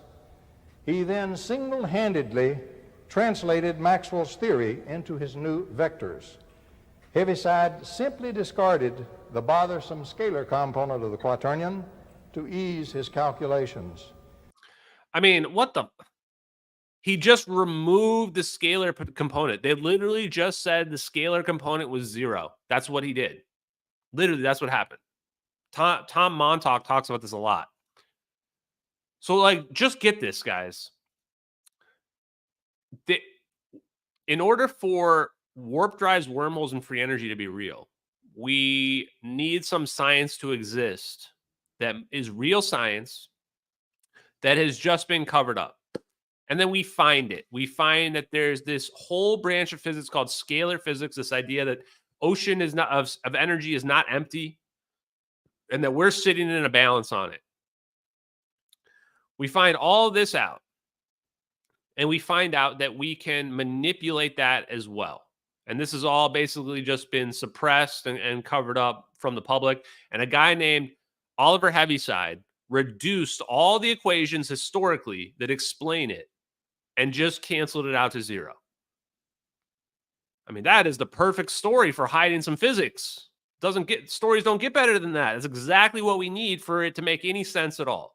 Because otherwise, you have to believe that there's some unknown concepts of physics that we have no idea about. That's not how it works. The physics is all out there. We're just ignoring it. We're just ignoring it. One equation is wrong. One. The B field equation. That's it. It doesn't equal 0. Del cross operator, the gradients of the space-time times the magnetic field equals the magnetic vector potential. Hope I said that right. Crazy, man. So how does this branch into weather manipulation? So assume that when you have your storm going on, it's manipulating the 0 point energy. There's an interaction with the 0 point energy. They're saying, like, it's getting kind of turbulent here. You got this crazy stuff, and you got this hurricane going on here. Well, if we have amazing capability that we can manipulate the 0 point energy, then changing this energy level up or down is going to impact that storm. It's going to impact that storm. If I pull that energy out and it's got this raging storm there, it's going to equalize it out. Now that storm might just fall apart, might just lose its intensity. And if I add a bunch of energy to a storm and it's already bad, it might just get worse. So the way I think about it visually is just like I did my hands here, this ocean of energy. The storm is manipulating this ocean of energy as well. Maybe not a lot, but a little bit. And if we can counter that, then we can manipulate the weather. We can't control the weather, but we can manipulate it. Hopefully that doesn't get me censored by the YouTubers. Disclaimer, this is not whatever. You can think of it as a LARP if you want to think of it as a LARP. How about that? In so doing, he unknowingly discarded electrogravitation. Now, gravitation is simply enfolded and trapped electromagnetic energy. Rigorously, it is electromagnetic squeeze. It is like pressure in a gas. Electromagnetic energy, on the other hand, is simply the outfolded contents of gravitational energy. It is like the bleed off of gas pressure through an opening in a pressurized container. Gravitational potential consists of the locked up or locked in electromagnetic force fields.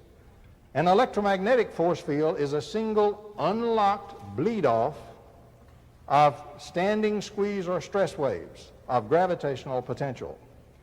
Gravitational waves are This part might be a little bit outdated compared to like where the physics is at today, 35 years later, but still pretty much the same, you know, in terms of you're just pulling energy out or adding energy to that region. That's pretty much what he's saying right there. standing waves, scalar electromagnetic wave systems with zero E and B field resultants. A zero vector wave passes through the electron shells of an atom into its nucleus. Okay, I think we're going to skip ahead of some of this.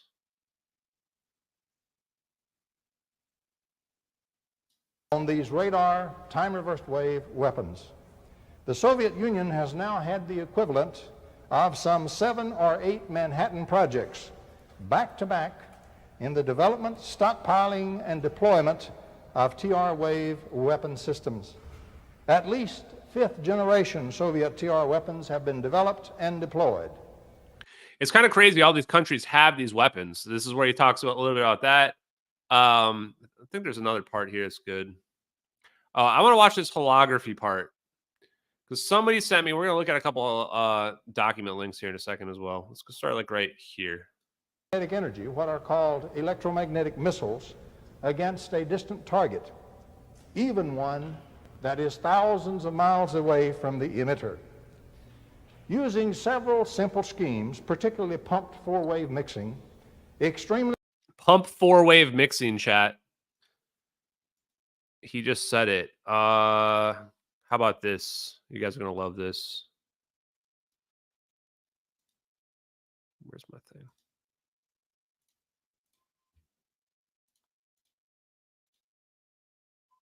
Slow and fast light in plasma using optical wave mixing. Slow and fast light or changes in the group velocity of light have been observed in a range of optical media, but the fine optical control necessary to induce observable effect has not been achieved in plasma. Here we describe how the ionic acoustic response in a fully ionized plasma can produce large and measurable changes in the group velocity of light. This optical wave mixing we looked into, basically this, I think holography pretty much proves that our universe is a simulation.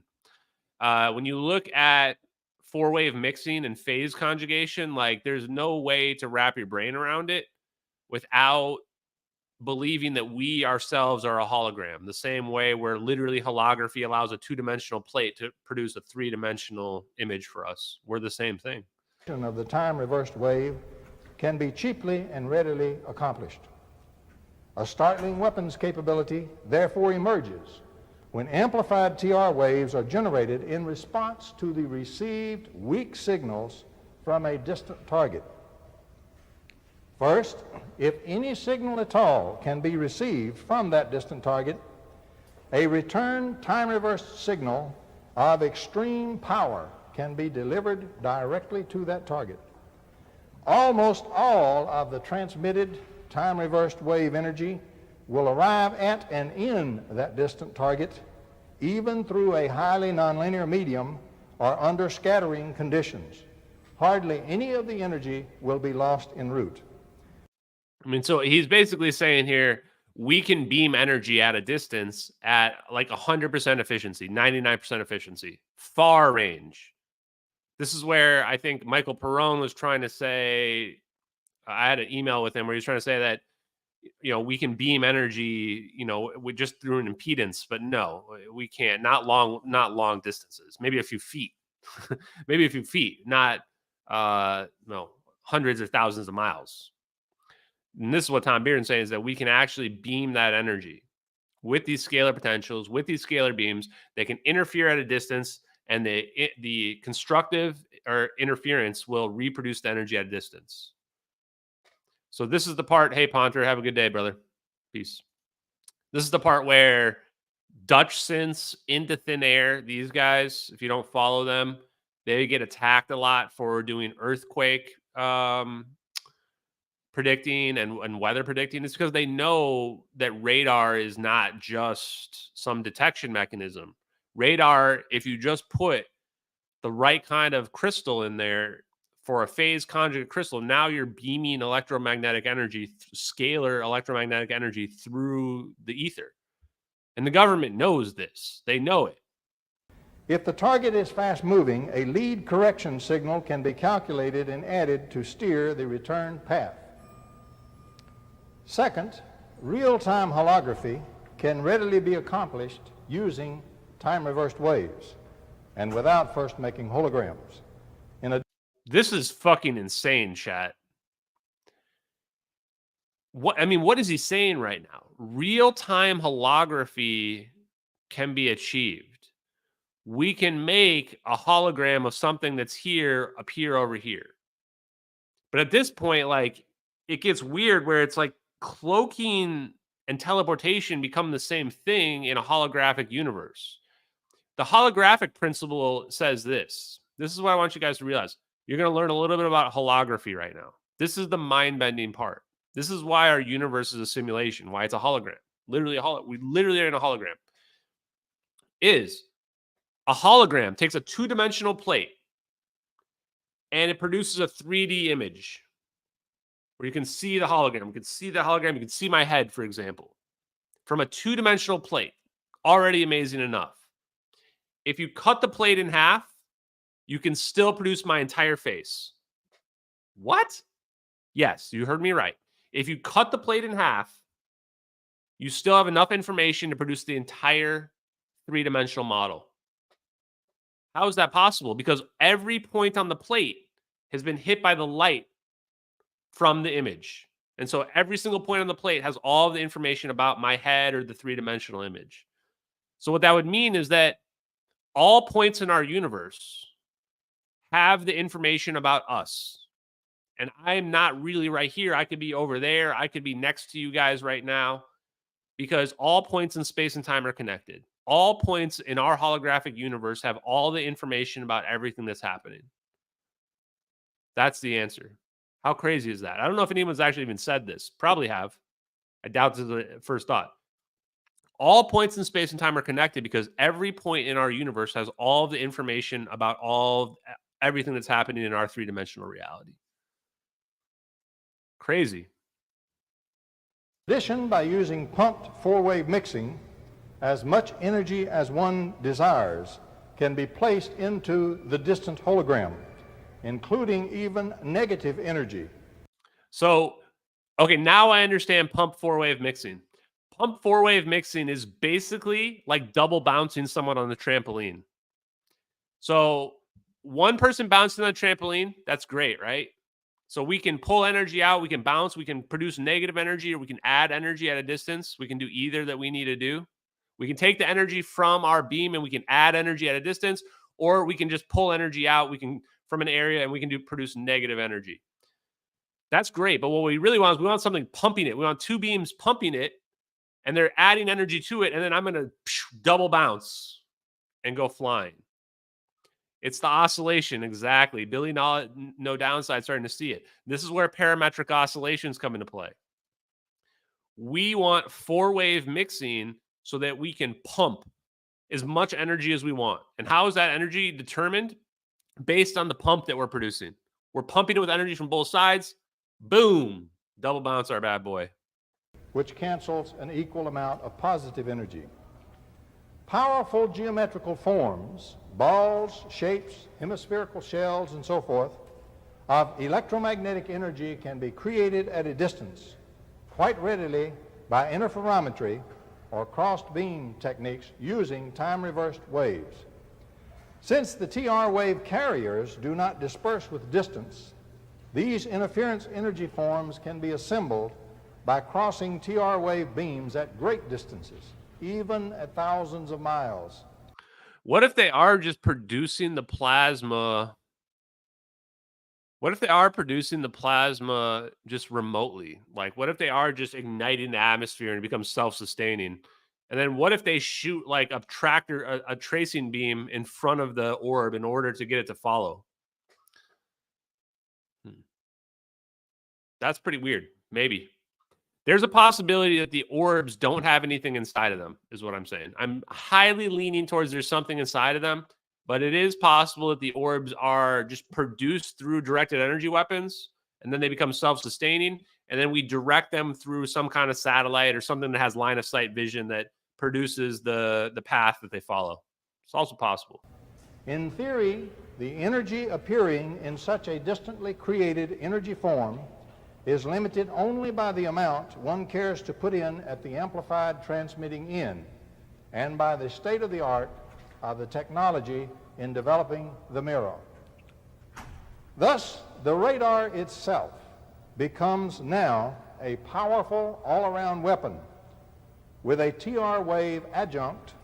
Once the radar receives a weak return signal from a target, an extremely powerful time-reversed wave pulse can be generated, and all the energy in that pulse can be unerringly returned to the distant target from which the return was received.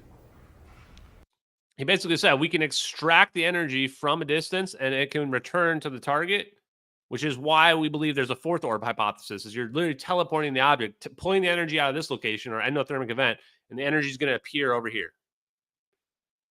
Man, the universe is a crazy place, chat. Crossed beam over the horizon radars, such as the giant Soviet woodpecker transmitters, are ideal for use as carriers or wires for distant time-reversed wave interferometry.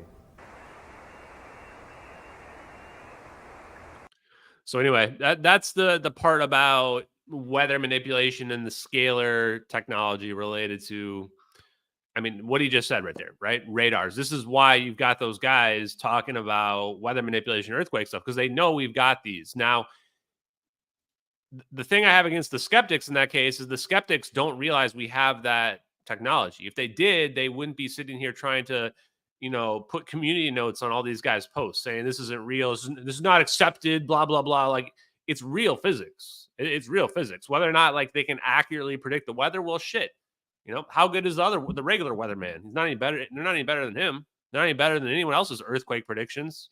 I don't see anybody else got better earthquake predictions. So whatever, right? Let them do their thing. Okay, let's look at what's next. Put this over here.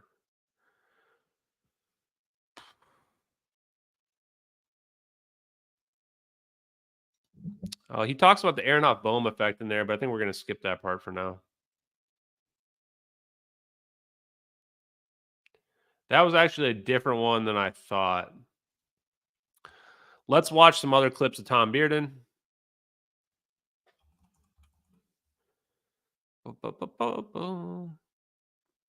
I've got a lot here.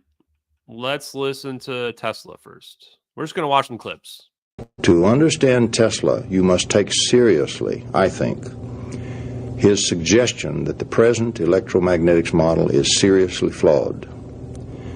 Nobody wants to take that seriously. Most of the people who approach Tesla use the conventional electromagnetics, and when they cannot explain what he was talking about, they say, therefore, the man was a kook. Now, suppose for a moment that he really was correct. Suppose there is something wrong with the classical electromagnetics.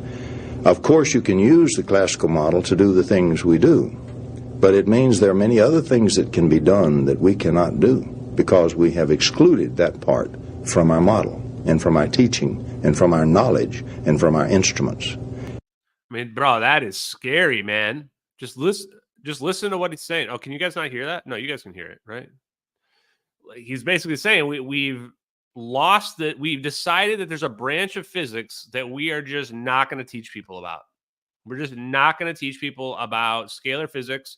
We're not going to teach them about the quaternions, and we're not going to teach them about the scalar potential. Holy shit. Of course we can't manipulate gravity.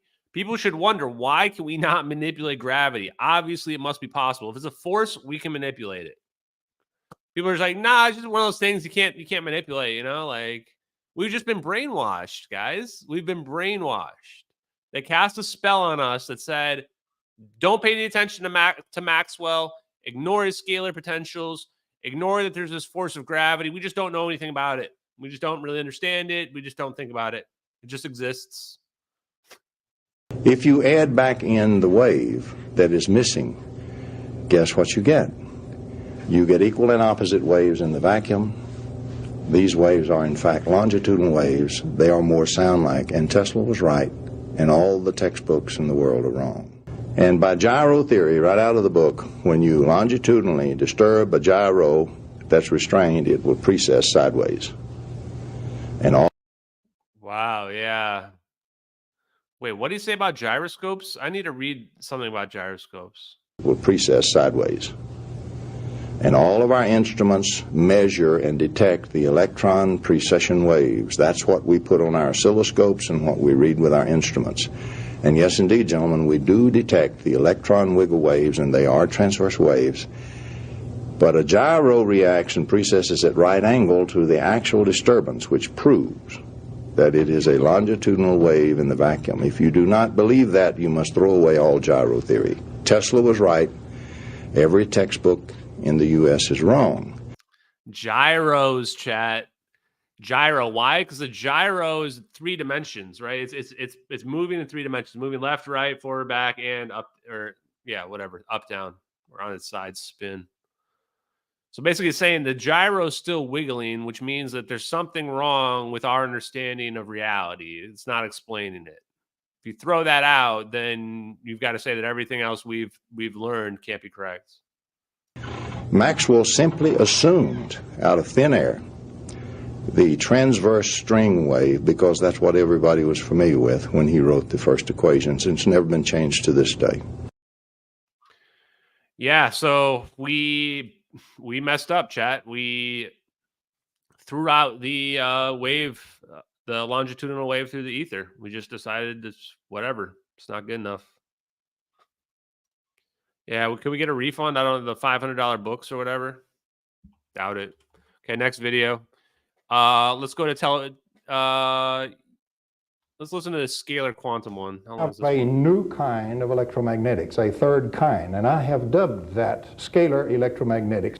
In quantum mechanics, when the electric field and the magnetic field reduce to zero in an area, you still may have the potentials. And if these potentials, which are the real things going on, interfere with each other, you can have real effects still produced in charged particle systems, real physical systems. In 1959, a classic paper by Aronoff and Baum in Physical Review pointed this out very strongly, and since then part of that has come to be called the Baum-Aronoff effect, or sometimes the Aronoff-Baum effect. If we can make this effect exist in the big world, they think it exists only in the micro world, we can get action at a distance. That's no longer a dirty word. I'm going to show you how to change the mass and inertia of an object, affect its rate of flow through time, affect the gravitational field, and so forth. You do this by making a zero system. You oppose the vectors so that they sum to zero, but they are still there in the substructure. With this simple mechanism, with few coils and transistors and so forth, by making deliberate zeros, we can deliberately engineer the Schrodinger equation, and we can deliberately affect the probabilities of quantum mechanics. The hidden variable theory now becomes directly engineerable. What had been statistical before now becomes at least partly deterministic. That is a fucking wild segment from Tom Bearden, guys. Like, do you guys understand the implications of the words he's saying right there? He's saying we've figured out how to engineer quantum mechanics. We can engineer quantum mechanics now. Quantum mechanics, we're seeing magical effects. We're seeing teleportation of energy. Superposition, something can be at any point, at any time. We're seeing a situation where electron orbitals just bounce back, which is where we can have this Casimir effect where we pull energy out. We see situations where objects tunnel through insulators, tunnel right through, quantum tunneling. All these quantum effects, he's saying that when we understand the scalar potential, we can manipulate the quantum effects. Can manipulate the quantum effects. Okay, next video. Next video, chat. What's next? Yeah, I have so many Bearden videos. It's crazy. We're going to listen to the teleportation one next. I won't dwell on this. I will simply state that all that a mass is anyway, a particle of mass, is in fact a trapped scalar resonance. I'm going to give you a quick once-over about scalar resonance and we'll go on. Take a normal resonance system with a wave moving back and forth in a cavity so that it's in phase and coherent. Suppose that there were two waves moving along together, but the second wave, the electric and magnetic field, were 180 out from the first one. That's a scalar resonance system. Your normal instrument won't even see it. We can build special detectors and have that will see it.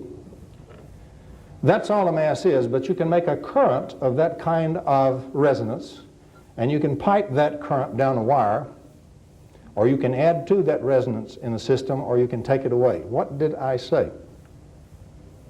I said you can pump the mass and inertia directly into an object and increase it, or you can pump it out of there. And if you pump all of it out of there, it'll dematerialize on you.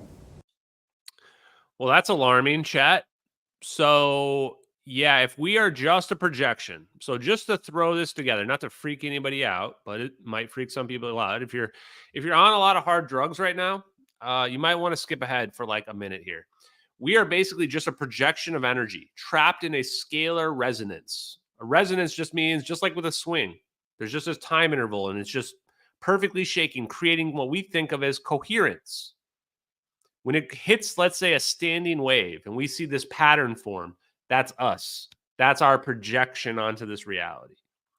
Tom Bearden saying, if I beam electromagnetic energy at you or a scalar potential at you in the same resonance, I can make you disappear. You just won't be there anymore. Like Thanos. Like we just snap, I shoot my beam of energy at you at the same frequency, producing the same exact resonance pattern, and it interacts with your energy that's existing right there, and now your energy doesn't exist. Just crumbles, just like Thanos. Just poof, gone. Or I can pump mass into your object and I can just infuse you with more energy. And then who knows? You'll probably just explode, presumably. You just make your head explode. Not to get too gory.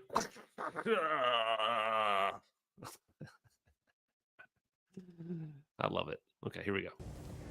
And the statements I am making are based in part on experimental evidence in the laboratory. Private. Again, this is the thing, man. Like the Jack Sarfatis have never been in a private lab. They've never done any experiments before. The defense contractors, they don't hire physicists to do experiments. They hire engineers to do experiments. And the engineers go, oh, we discovered fucking magic. And they're like, what do you mean you discovered magic? And they're like, well, we just teleported this Coke can here from over here to over here.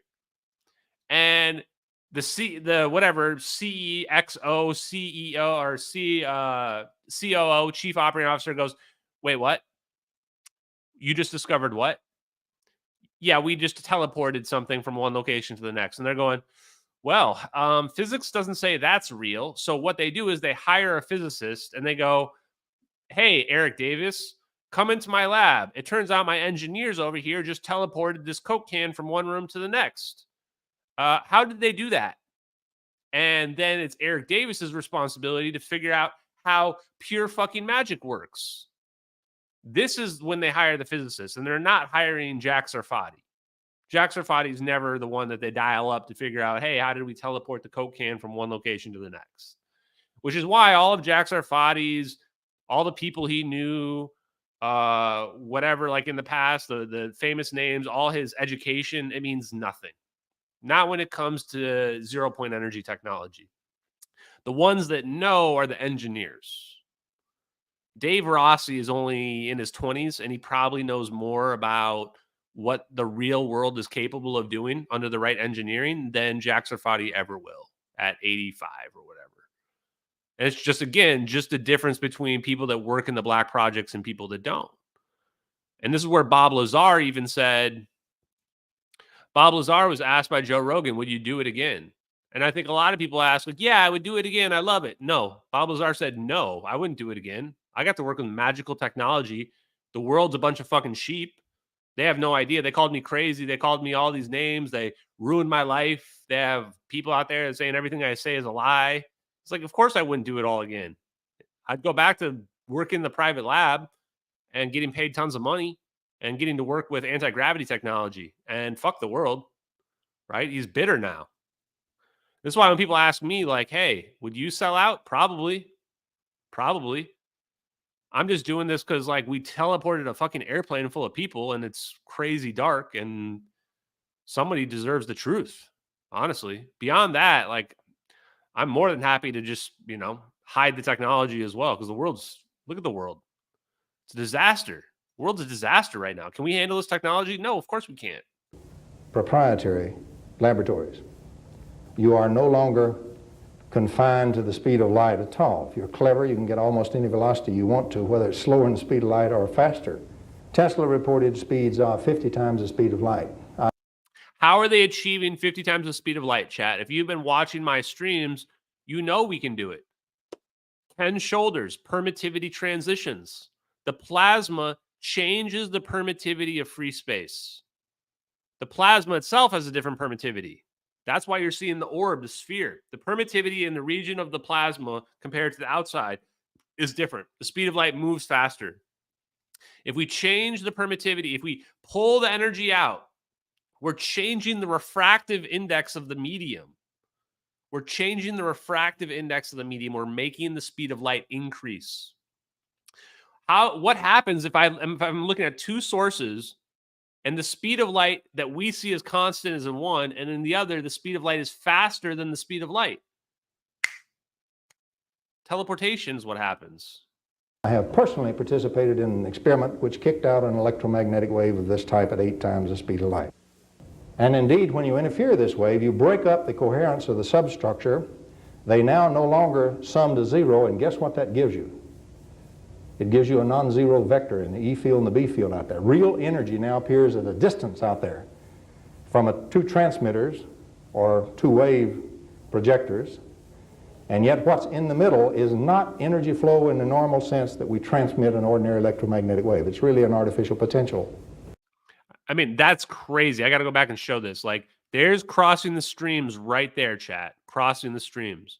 You're taking two scalar waves that are undetectable through electromagnetic detection, and they're producing electromagnetism at a distance. Yeah, it's basically a wave projector. And why? Like, it's once you understand the ether is real, it's so simple. You don't need any advanced physics degrees to understand it. Just like I don't need an advanced physics degree to look at the ocean and understand how a wave moves. Same exact idea. You're creating these undetectable waves through the ether, and then when they hit each other, it splashes up or splashes down. We can make it splash up or splash down. Splashing up produces energy at a distance. Splashing down absorbs energy at a distance, an endothermic event. This is the part in the stream where I go, guys, the videos are fucking real. This is the first ever publicly available endothermic event on any video. There's not even fake videos that have this on them. No movies even have this level of detail. This is how far I'm willing to go. There's not any movies that even have this level of detail with respect to the science on them. Contact was written by Carl Sagan, and his whole point was he wanted to include real physics into the movie. Contact couldn't make this. They dreamed to have a scene like this. The level of actual detail in here that's showing an endothermic cold event right here. This is not VFX. This is not a stock effect. This is an endothermic event. This is exactly what's required for a plane to be able to teleport. It's what Tom Bearden's describing right here on our screen right now. Pulling the energy out. And he says, again, a 0-point system. 0-point system. Doesn't have to be just like this. It can be like this. This is exactly how the orbs, all these orbs in a triangle formation, this is why they're in a triangle formation. Because for a 3-dimensional object to interact with it, you need more than just 2 points. You can cancel out your scalar waves like this, yes. But you can also cancel them out like this. In a perfect triangle formation, wherever they intersect is also a 0 point, which will cancel out the electromagnetic waves. The closest thing we have to calling it is an electrostatic wave.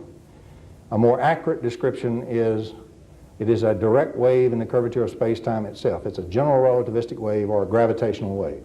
So if we have 2 projectors, and they might be 2. Dominic, thank you very much. Yes, Freitwerg, Walt Winterberg. I'll check that out here later. But yes, I think there's probably a lot of people that have figured out a lot of this science and haven't got the attention they deserve.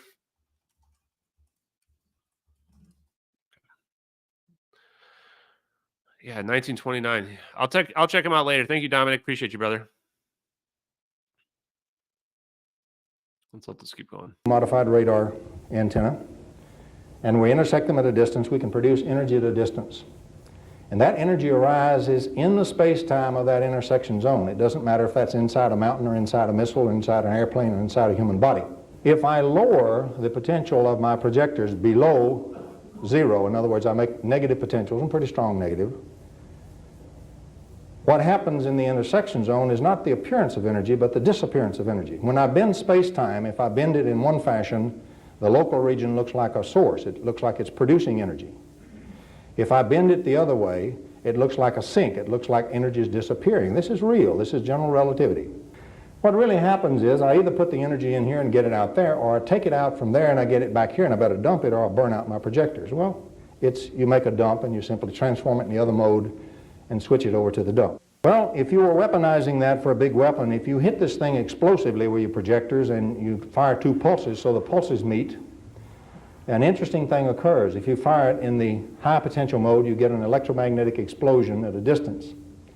If you fire in the low potential mode, you get a cold explosion at a distance. A cold explosion at a distance. You just heard it from a man describing the future. Tom Bearden was describing this, a cold explosion at a distance. These videos are 100% real. That science is 100% real. And nobody could have faked that unless they somehow knew about scalar physics while the whole world doesn't understand it. If you were faking a video, the last thing you're going to fake it with is 100% real science that the public does not accept. It's not what you're going to be faking the video with. If this was a fake video, this would be an explosion. This would be a release of it. Even an implosion is still a release of energy. Implosion, like with the Titan sub, these are all releases of energy. This is an extraction of energy. It's not even known that this exists. You guys get what I'm saying? Like, if you were to go talk to a PhD physicist at your university and you ask them about negative energy, they're going to say that it's an exotic substance that doesn't exist. That's what they're going to say right now in 2024, unless you have one of the few that's smart. If you want to know who you should learn under, if you're like a college student or something, you show the physics professor, if you want to learn physics from somebody, you show the physics professor this video and you say, what do you see? What do you see when you watch this video? Specifically right there, when those orbs converge and you see this dark event going on here. Because if they don't answer negative energy, then you don't want to learn from them. If they don't answer this is negative energy, then you don't want to learn from them. Even if they think the video is fake, you should still be able to point out that must be negative energy because it's cold and it's black. I mean, this is where guys, like, not to be cocky, but this is why I'm like, how do people not just see that this is real? Like, if you spend any time looking into the science that's out there, Tom Bearden, the Hal Puthoffs, the Eric Davis. You're like, these guys they're not just making fake science up. Like, it's really real, and we really are just ignoring it. And they're literally selling it to the defense contractors. Like, that's who these guys work for. They work for the guys who have the technology. So when the people ask me, Ashton, how do you know that it's U.S. technology? I'm like, because I'm listening to the engineers describe the science exactly. Of course, they can't talk about the specific projects they're on. They're legally not allowed to because of their NDAs. But they can tell you about how science works. And they're going, here's how the science works. So if you see any orbs out there, give you the old Malaysian Minister of Defense look.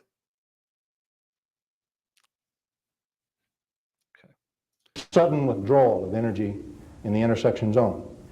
Okay. A few more clips. Then we're good for tonight. What else we got?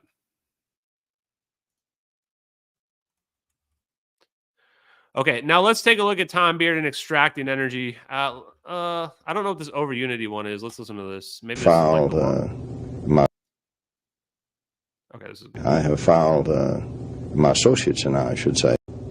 We have split the normal current, technically DQ/DT, into two components. One being displacement current, dphi/dt, and one being that mass slippage every once in a while of these precessing electrons down the wire.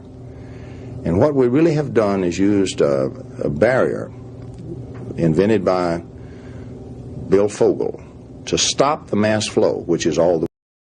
I don't really like this one that much. I don't know. I don't really get it. I don't get it. Maybe, I don't know, maybe it doesn't work, and maybe his view was a little bit off, or maybe I'm just not smart enough to get that one. But I'm not sure about the Meg. Maybe the Meg wasn't as good. I mean, he still could be right about everything else, and still, the Meg might not have been great. Let's go to, what's this unification one? A man by the name of Palusa published a paper where he had successfully united electrical field and gravitational field in a common unified theory. To do that, he had to add another physical dimension, and a very strange thing emerged. There's really only one field in nature if you're looking at that hyperspace. It is the five-dimensional gravitational field, and it intersects our world in two things. One thing we call the electromagnetic field, and the other thing we call the gravitational field in the general sense, general relativity. Okay, so when people talk about their unification theory, Kaluza-Klein already figured out in 1926. They say 1921 there, it depends. Oh, Ian Crossland's holding a space. Okay, after my live stream, I might jump in, chat with him a little bit. That'd be fun to talk to Ian, actually. Maybe while I go get some food. Okay. What they're saying is the unification is this extra dimension. This extra dimension is what's causing gravity and electromagnetism. Therefore, it accounts for all the forces as we see them. All the forces. Strong force, weak force, nuclear force, and gravitational force. Do I have them all right? Maybe not. So this extra dimension is the unification. Now, everybody's trying to race to put their name on it. Everybody wants to be the one that named it. The truth is, it was already figured out 100 years ago. They already figured it out 100 years ago. So anybody now in 2024 trying to put their name on the unification theory, like, yeah, it's kind of a waste because it's already been figured out. This is why I don't be like, oh, actually, guys, it's the four orbs particle. Actually, the four orbs particle is the one that unifies all the forces. I'm taking credit. I created the unification theory. The ability to curve and warp and twist space-time itself. So we added one more space dimension, which we do not see. Klein, a few years later, explained what happened to that dimension. It's really rolled up around every little point in our space. Quite nice mathematically, and it's real, by the way. But the theory languished for many years until really about the early to mid-70s, when the new symmetries in the forefront of physics and particle physics began to see that with that type of geometry, you could get in all these weird particles and you could get in all the forces. You really could begin to approach a unified theory of all forces of nature, and the physicists became very excited. But with that thing and supergravity, you can get in all of the particles and everything we know into physics in a single unified theory. The plane represents our ordinary world. The hand represents an extra dimension, so it's that fifth dimensional geometry that Kaluza came up with in 1921. The hand itself represents that fifth dimensional gravitational field, which intersects our world in two fashions. One electromagnetic, shown by the forefinger extended, that intersection, and the other by the thumb. So he's saying here that the hand is the ether, and 4 space would be our 3 dimensions that are physical dimensions, and then the 4th dimension is time. So 4D space is the 3 physical dimensions, and then the 4th dimension is time. And then he's saying that the hand is the ether, and the hand is producing electromagnetic and gravitational fields by touching our dimension, which is our gravitational field as we see it in the little intersections. And both of the intersections, by the way, at the same point. They are not spatially separated. But notice what we do if we deliberately zero the electromagnetic intersection, which is what we're doing when we make the zero. But we control what goes into the zero. We can put energy in there, or we can take the energy out. When we do that, it's coming in and out of the thumb as gravitational energy, directly as curvature of space-time. I can provide the direct conversion of electromagnetic energy into gravitational field energy, or vice versa. Now, if you want to do anti-gravity, gentlemen, there it is. We can warp, engineer, and twist space-time at will, as we wish, in whatever pattern we wish. I love it, chat. I mean, the guy's a legend. He was a legend. He literally just told people how to do anti-gravity right there. That's it. Once you understand that we're manipulating the hand as the ether, it's manipulating our dimension, it's producing everything that we see around us, then you realize, well, if I just tap into the hand, I can begin to change things. Gravity is just the hands interacting. We can pull that energy out, and then it changes gravity. We can add energy there, and it increases gravity. Exactly the same as Isaac Newton and Einstein would explain. Just it's a different way of looking at the same problem. All the physics is just right out there, guys. 100%. It's all out in the open. That was Tom Bearden in 1985. I was 3 years old when that video came out, and he was already explained everything. 1985. So when you ask, like, how long have they been hiding this? The answer is a very, very, very long time. A very long time.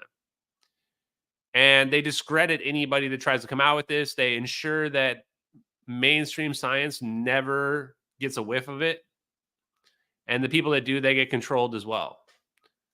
It scares me to think about how many people they've silenced. This is a great question. Is consciousness a 5D plasmonic field? I mean, if the hand is interacting with our reality, are we a part of the hand? Is my being part of the hand? Now you guys understand why I like the egg. I think it was a TED Talk, the egg, which is this idea that we're all the same being. We're all the same being. We're living out these lives, but time is just an illusion. So I might die and be reborn as Genghis Khan. And we're just playing these lives out. Billions, trillions, an infinite amount. But that's a story for another time. I think there's one last one. Okay, let's listen to the dipole one. Actually, let's listen to the generator one. This one's short. The generator powered the external circuit. It doesn't. It does not power it at all. All it does is we twist the crank on the generator, the shaft, to turn the shaft, and that forms a magnetic field inside the generator, and that energy in that magnetic field dissipates itself upon the internal charges to force the positive charges in one direction and negative charges in the other and make that dipole. And that's all a generator does. It doesn't add 1 watt to the power line. All the coal, all the oil, all the dams ever built, all the nuclear fuel rods ever consumed, never added 1 single watt to the power line. All they did was keep rebuilding the dipole that we have designed a silly circuit to destroy faster than we can power the loads. Great quote. That's the one we'll probably end it on. So you really have to think about an AC generator is just a copper coil spinning through a magnetic field. It's not my hand or the wind being converted into energy. In fact, the device isn't producing energy at all either. It's just manifesting the energy through the interaction between the hand on top of the 3 to 4 dimensional space. You're interacting with that interaction. You're manipulating the hand interaction, and this is allowing you to produce energy anywhere you want. We use the circuit to conduct the electricity to manipulate the flow, the manifestation of that energy through fields, through our medium. The energy is flowing through the fields that those wires are creating, not the wires themselves. This is why you can detect the amperage on the outside of the wires, which shouldn't be possible if the energy was actually flowing through the wires. Again, it's not a matter of redoing physics. It's just a matter of looking at the same stuff through a different lens. Once you realize space is not empty, all points in space and time are connected because we're living in a holographic universe. It's just producing our reality. Everything that seems like magic now becomes possible. Free energy now becomes a reality for us. Unavoidable, inevitable reality. So I think I'll end. The last one is just, guys, that you can't underestimate the dangers of this technology. The dangers of this technology are through the roof. It is the ability to pull a huge amount of energy from all around us or add energy. Either of these things can cause catastrophic effects to our reality. You can just Thanos people off the planet. You can just wipe the whole planet out. You can cause the planet to explode, or we could potentially produce a black hole that sucks in everything. So, use this information wisely and responsibly is what I'm asking you. Have a great night, MH370X. I love you guys. Peace out, everybody.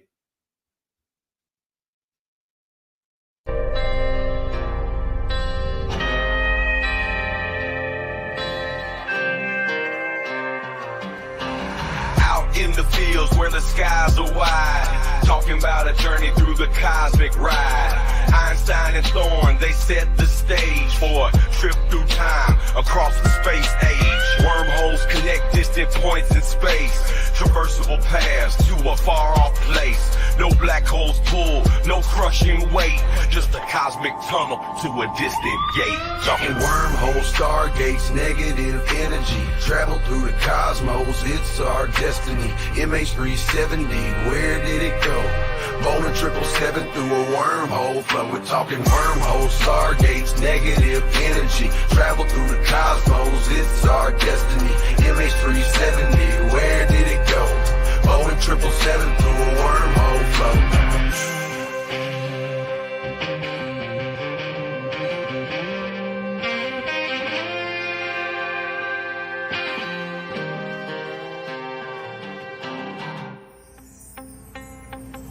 Exotic matter, negative energy's the key to stabilize the wormhole for you and me.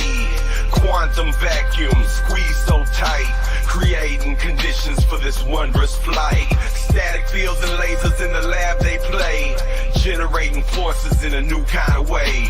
Gravitational squeezing, Casimir's force, negative zones we need to stay the course. Talking wormholes, stargates, negative energy, travel through the cosmos, it's our destiny. MH370, where did it go? Bowling 777 through a wormhole flow. Thin shell formalism plates so fine, spherical geometry we realign. Energy conditions that we must defy. For a stable wormhole, let's give it a try.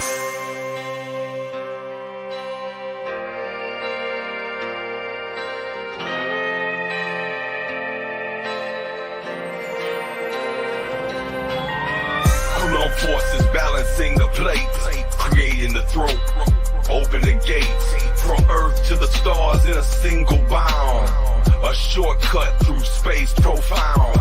Engineers and dreamers hold the key to future worlds and what we could be. With science in hand, we forge ahead through the cosmic paths that we now tread.